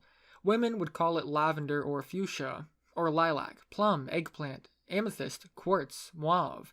But I was a boy, so that piece of clothing was purple, and that's all you're getting from me. Thinking about it, I'm not sure I've ever seen Gadget in underwear. She actually was astonishingly sexy. Nonchalantly sexy. Nothing she was actively trying to be or do, but just there. I never had any of that. Raven hated underwear of all types, and her pulling off accidental sexy was like a baby wearing a tutu. Not that she couldn't be attractive, but she always ended up cute. You just can't have a sexy baby bear in a tutu. It'll make you go, "Aw, that's so cute," every time, and attempt to cuddle the darn thing to death, no matter how hard it roars and tries to maul your face off. Blondie was a different kind of cute. Like a little girl holding her hands behind her back and shifting from one leg to the other while peering into a case full of ice cream cute. She didn't pull off sexy either. We are actively ignoring glasses because she's try-hard sexy when she wants to be and just attractive and professional when she's not trying. That's the best way I can put it, was that Gadget was sexy. Without any effort, any work on her part. Just sexy. It helped that she had those raver pants on though. Bra plus long pants equals, oh baby. Plus I'd never really described Gadget's breasts yet. They were B cups, maybe really small C's, about the same size as Blondie. Being honest, they weren't exactly perfectly firm globes of grapefruit flesh. They had a tad bit of sag. I could only assume the nipples pointed slightly at the floor, but not her chin. But it added to the allure. She hid a woman under those clothes, and not a girl. I do a little shimmy of excitement, out of my pants. Also impressive. I'm in boxers now. Exposed. Stealth bonus lost. I raise my eyebrows in the least seductive manner, trying to be as seductive as possible. She's not looking. It doesn't matter. Another glint of yellow, contemplating my next action. Bra or pants? I make my decision. Swish, swish, swish. Rotate the girl around. Go for the strap in the middle of her upper back. Her skin is delightfully clear and creamy in the light, much shallower of a brown tone when I could actually see it. faded from darker near the hands to a light caramel with reddish hues as it got closer and closer to her chest. So, pretty much butterscotch caramel chocolate pudding flavor. The best flavor. It's just a little latch, so I snip it off, then hands up to the 2 straps on her shoulders and slide those over the humps. Now it should just fall right off. And it doesn't. She's facing me again, hands clasped over the cups in front holding it. Shakes her head back and forth as to say, "Nuh-uh." Unconstrained by that jacket, her hair swishes too. I just non-verbally point at the pants and make it clear those are going to disembark as well. Showers with clothes on are awful, and I planned to fully undress even if she didn't. I make this clear and get a nod in return. The go-ahead. Hands on waist, one set of fingers on the zipper. Zip! Swish, swish, swish. They make so much sound, goddamn, every time they move even a little, and with a final swish, they land in a heap with the other clothes. Alright, what's next? She's still got her hands on her cups, hasn't taken any effort to retie them, which means, well, it could mean a lot of things, but she's just staring at me too, waiting as if for my next move. I stare at the underwear. Matching purple. We're going to call this Captain Crunchberry purple from now on. But I remember, those got pretty dark in milk, so those old light ones they don't make anymore. They're normal panties. Form-fitting, smooth curves. Not a fragment of cloth out of place. Not wedged to the side or riding up on one butt cheek. A true rarity in panty-wearing capabilities. But I'm pretty sure my boxers were half bunched up on one side and I had a mirror wedgie from sitting in a car all day. Alright, are these coming off then? One hand on the waistband. Snap, snap. Like a fucking whip, her hand has mine away. Both her hands, really. Pretty sure that snap was her fingertips broke the sound barrier. One for each hand. Houses, miles away, could hear the crack. Thought the double sonic boom was the shuttle re-entering the atmosphere. But aha! Both hands gone. Her Captain Crunchberry bra drops and flops forward and down her arms, stopped where her hands were at the waist. Boobs! Actually, the first time I'd seen hers, even though I'd been naked in the same room, we turned the lights off and I was polite. First time I'd seen them up close. Open air, bright lights. They were exotic. The colors were different. All the other girls I'd seen had red or pink nipples, dark red areola, white or pinkish breasts all over. Gadget wins my uniqueness prize. Caramel cream nipples. Amazing. This beautiful shade of caramel brown that matched her chest almost perfectly. They were rounded in medium-sized patches of different color, right in the middle. But the coolest part was that her skin was genuinely darker than the nipples and the area around them by comparison. I didn't actually know that was possible. Magic. Fucking magic. Sadly, under Martian law, wizards and doctors are strictly forbidden, and she's looking right at me with a questioning gaze. Really, the normal one women have when it's the first time they take their shirt off in front of you. It's all about the, "Is this okay?" and "Do these look fine to you?" and "Don't tell me I'm not pretty. I have self-esteem issues as is, you massive jerk." This gaze lasts 4 seconds, which is a shorter time period than it takes the average male to stare. Thus, they transition to the next phase unimpeded. The, "Well, he obviously doesn't like them or he would have said something by now," and the, "They obviously have something wrong with them." That lasts 2 seconds, which, mind you, the males are still staring at them. Then it hits the self-depreciation. They start imagining one of them is bigger than the other, lopsided, looks funny. They have horrible skin color, bra strap marks in a funny place, or a myriad of other problems. And as we all know, guys give about 0 fucks. They're just admiring the boobs. The problem, though, was that 10 seconds into admiring the tits with a deadpan stare, I realized she was a girl. Oh no, what have I done? I start panicking. I gotta start praising her boobs. I start. No, don't worry. They're absolutely cute. I didn't say anything because I was... oh, wait, I just called her boobs cute. Oh, God, I gotta take that back. I mean beautiful. Your breasts are beautiful. She stops me. I know. I'm not American. Oh, sick burn. Someone call up the nearest burn ward because America got booty blistered. Seriously, this self-esteem bullshit is all invented to make you feel bad and buy things. In third or second world countries that don't consist of buy, you learn you're beautiful from a young age and that's it. She wasn't being prudish. She just wasn't worried about her self-image. Feminons, take notes. She drops her arms, tosses the bra to the side, and wraps her hand across her chest, though. She might be a tiny bit self-conscious, but she might also have smiled a little bit more when I told her she was beautiful. Either way, she realized early in that I was worried she thought I thought she wasn't pretty, or she was really full of herself. No comment. She sifted side to side, little bit of a wiggle, then poked me. Your turn? Coy. Quiet. My turn what? I don't have a bra.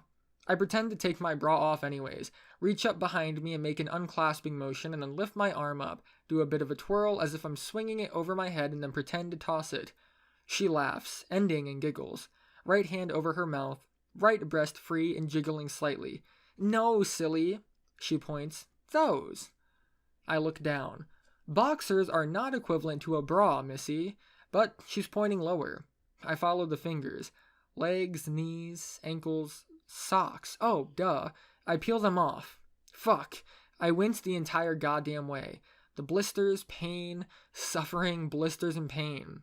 The sock is stuck to my skin with scabs or popped blisters that have dried to it. I retreat to sitting on the toilet. Ow, ow, ow, ow. Gadget has a look of amusement on her face. Yeah, I took mine off earlier back in the room. It stops hurting. As much after a while. She holds her hand out. Water will make it better. We step in. Scalding hot. Both of us leave the shower instantly. Well, I leave the shower. She just steps out of the water. Me with an ow ow ow and her with unwritable yelps. It's not even turned all the way hot, or even most of the way. Still, sensitive to heat, I guess. I change the temperature to lukewarm. Body temperature almost. Gadget might not be completely afraid of anything, but I'm completely done with anything warmer than me. Nice and cool. Just the way I like it. Plus topless girl. Double, just the way I like it. And as far as showers go, this one started pretty boring. Nothing that interesting happened in the first 25 minutes while we were soaping one another's naked bodies up. It's not like the second she hit the water, I had pulled her out of it, placed her back against the ceramic shower wall and held her still, pressed my face close into her eyes, depths of her soul bared into those colors. I was going to ask, I swear, but I didn't have to. She said instead, "What are you waiting for?" What do you mean, what are you waiting for? Women, I swear, you made it She kisses me. Not soft, not hard. It's a half peck, lips closed. Then she pulls back and her eyes smile. Her mouth puckers. I'm on that tiger. I push her back and ravage her. Mouth, breasts, everything my hands can touch. She won't let me get a full kiss off. And every time I go in for one, she teases. Pulls away an instant later. I'm terrified I have bad breath, but it just tastes like liquor, so probably not. No flavors I could tell. Sorry, Anons. Not that I could get a taste anyways. Wouldn't even let me. Squirmed away every time. Fine then. I go for her neck. I sink my fangs in, latch on and kiss and suckle, drain her blood for my endless plague on the night. She's not a virgin, so she can be my vampire queen. What really happens is that she sighs, moans softly, leans back and exposes more neck that I appropriately ravish, enjoying every detail, every crease. I've got a hand softly cupping her breast and another wrapped around her lower back. I keep it up, maybe 4 or 5 minutes of sucking, then she pushes me off and says it's sensitive. Oops, I've left an awfully obvious bright red spot on her throat, a serious hickey. She doesn't realize, but she asks anyways. I've never had anyone do that. It felt really nice. The sentence is full of energy at first, and then it drifts off. Her eyes shift, and then upwards to me in a smile. I can't resist. Back to the kiss. She still teases me with those kisses. All I want is a full tongue-to-tongue kiss. Those are my favorite, damn it. Just lose myself in a girl. Get a good taste. Come on, she won't let me in. Tease. I give up. Drop my hands to her chest again and squeeze, then follow with my mouth. Her nipples are soft. I mean, it's hard to really even explain nipples because every girl has a different pair. Soft, hard, sticky, dry, lickable, smooth, bumpy, knobbly, innies, outies. She had soft nipples. No matter what I did, they were small. They retreated into the confines of her breasts when I licked or sucked at them, squeezed them or chased them with my tongue. Couldn't get a firm grip unless I used my teeth. Even her nipples were a tease. I worked on those for, well, I don't know. I know I had her writhing. Gasps, mumbles in languages I didn't understand, little sounds I don't know how to describe, like ow and I was pretty sure I could treat her to one of my famous boob-only orgasms. Really just takes time, a ton of nipple tweaking with one hand and licking till your tongue is sore. Oh, and the secret? Spell the alphabet with your tongue. Find the letter she likes the most and do that one over and over. Gadget liked the letter W. This has been an episode of Storybro's Magically Lewd Practical Advice for Women. You're welcome, lonely Anons. After a while, I stopped being able to feel my tongue, then the rest of my mouth. Doing tongue push-ups over here, but it was worth it. She fell apart in my arms, screws loose, arms and legs crumbled to dust, took the pudding way out and slid down. I caught her, lowered her to the ground, sitting against the wall, stood up again, turned the water on us and turned it up a bit. A tiny, tiny bit. It didn't feel as warm as it used to be. I wrapped her up in my arms and pulled her close. Well, Totes just got a girl off with my tongue in her breasts. That counts as cheating, right? Probably, or not. She moans, loud, right into my ear. It's weird, frantic, almost like she's frustrated. Uh-oh.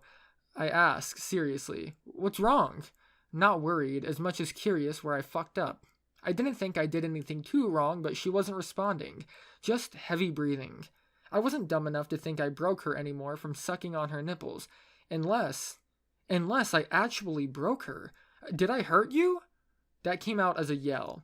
She responded quick with a shh, you're loud. She said it with her trademark smile, but then another heavy breath and her head went back down. I gave her a moment. Listen, Anons, I'm good, but not really. I'm not even close to that good. Seriously. She proves me right. What was that? What the hell do you mean, what was that? That's not even knowing the syntax of the American word here. She continues, what did you do to? Nobody ever. They just always go straight to. She interrupts herself with a breath and doesn't continue. Wow. Well, you're welcome for your first breast-induced orgasm, Gadget. I mirror this in simpler words. Then she looks up at me, confusion in her face, but twinkling in her eyes. Orgasm?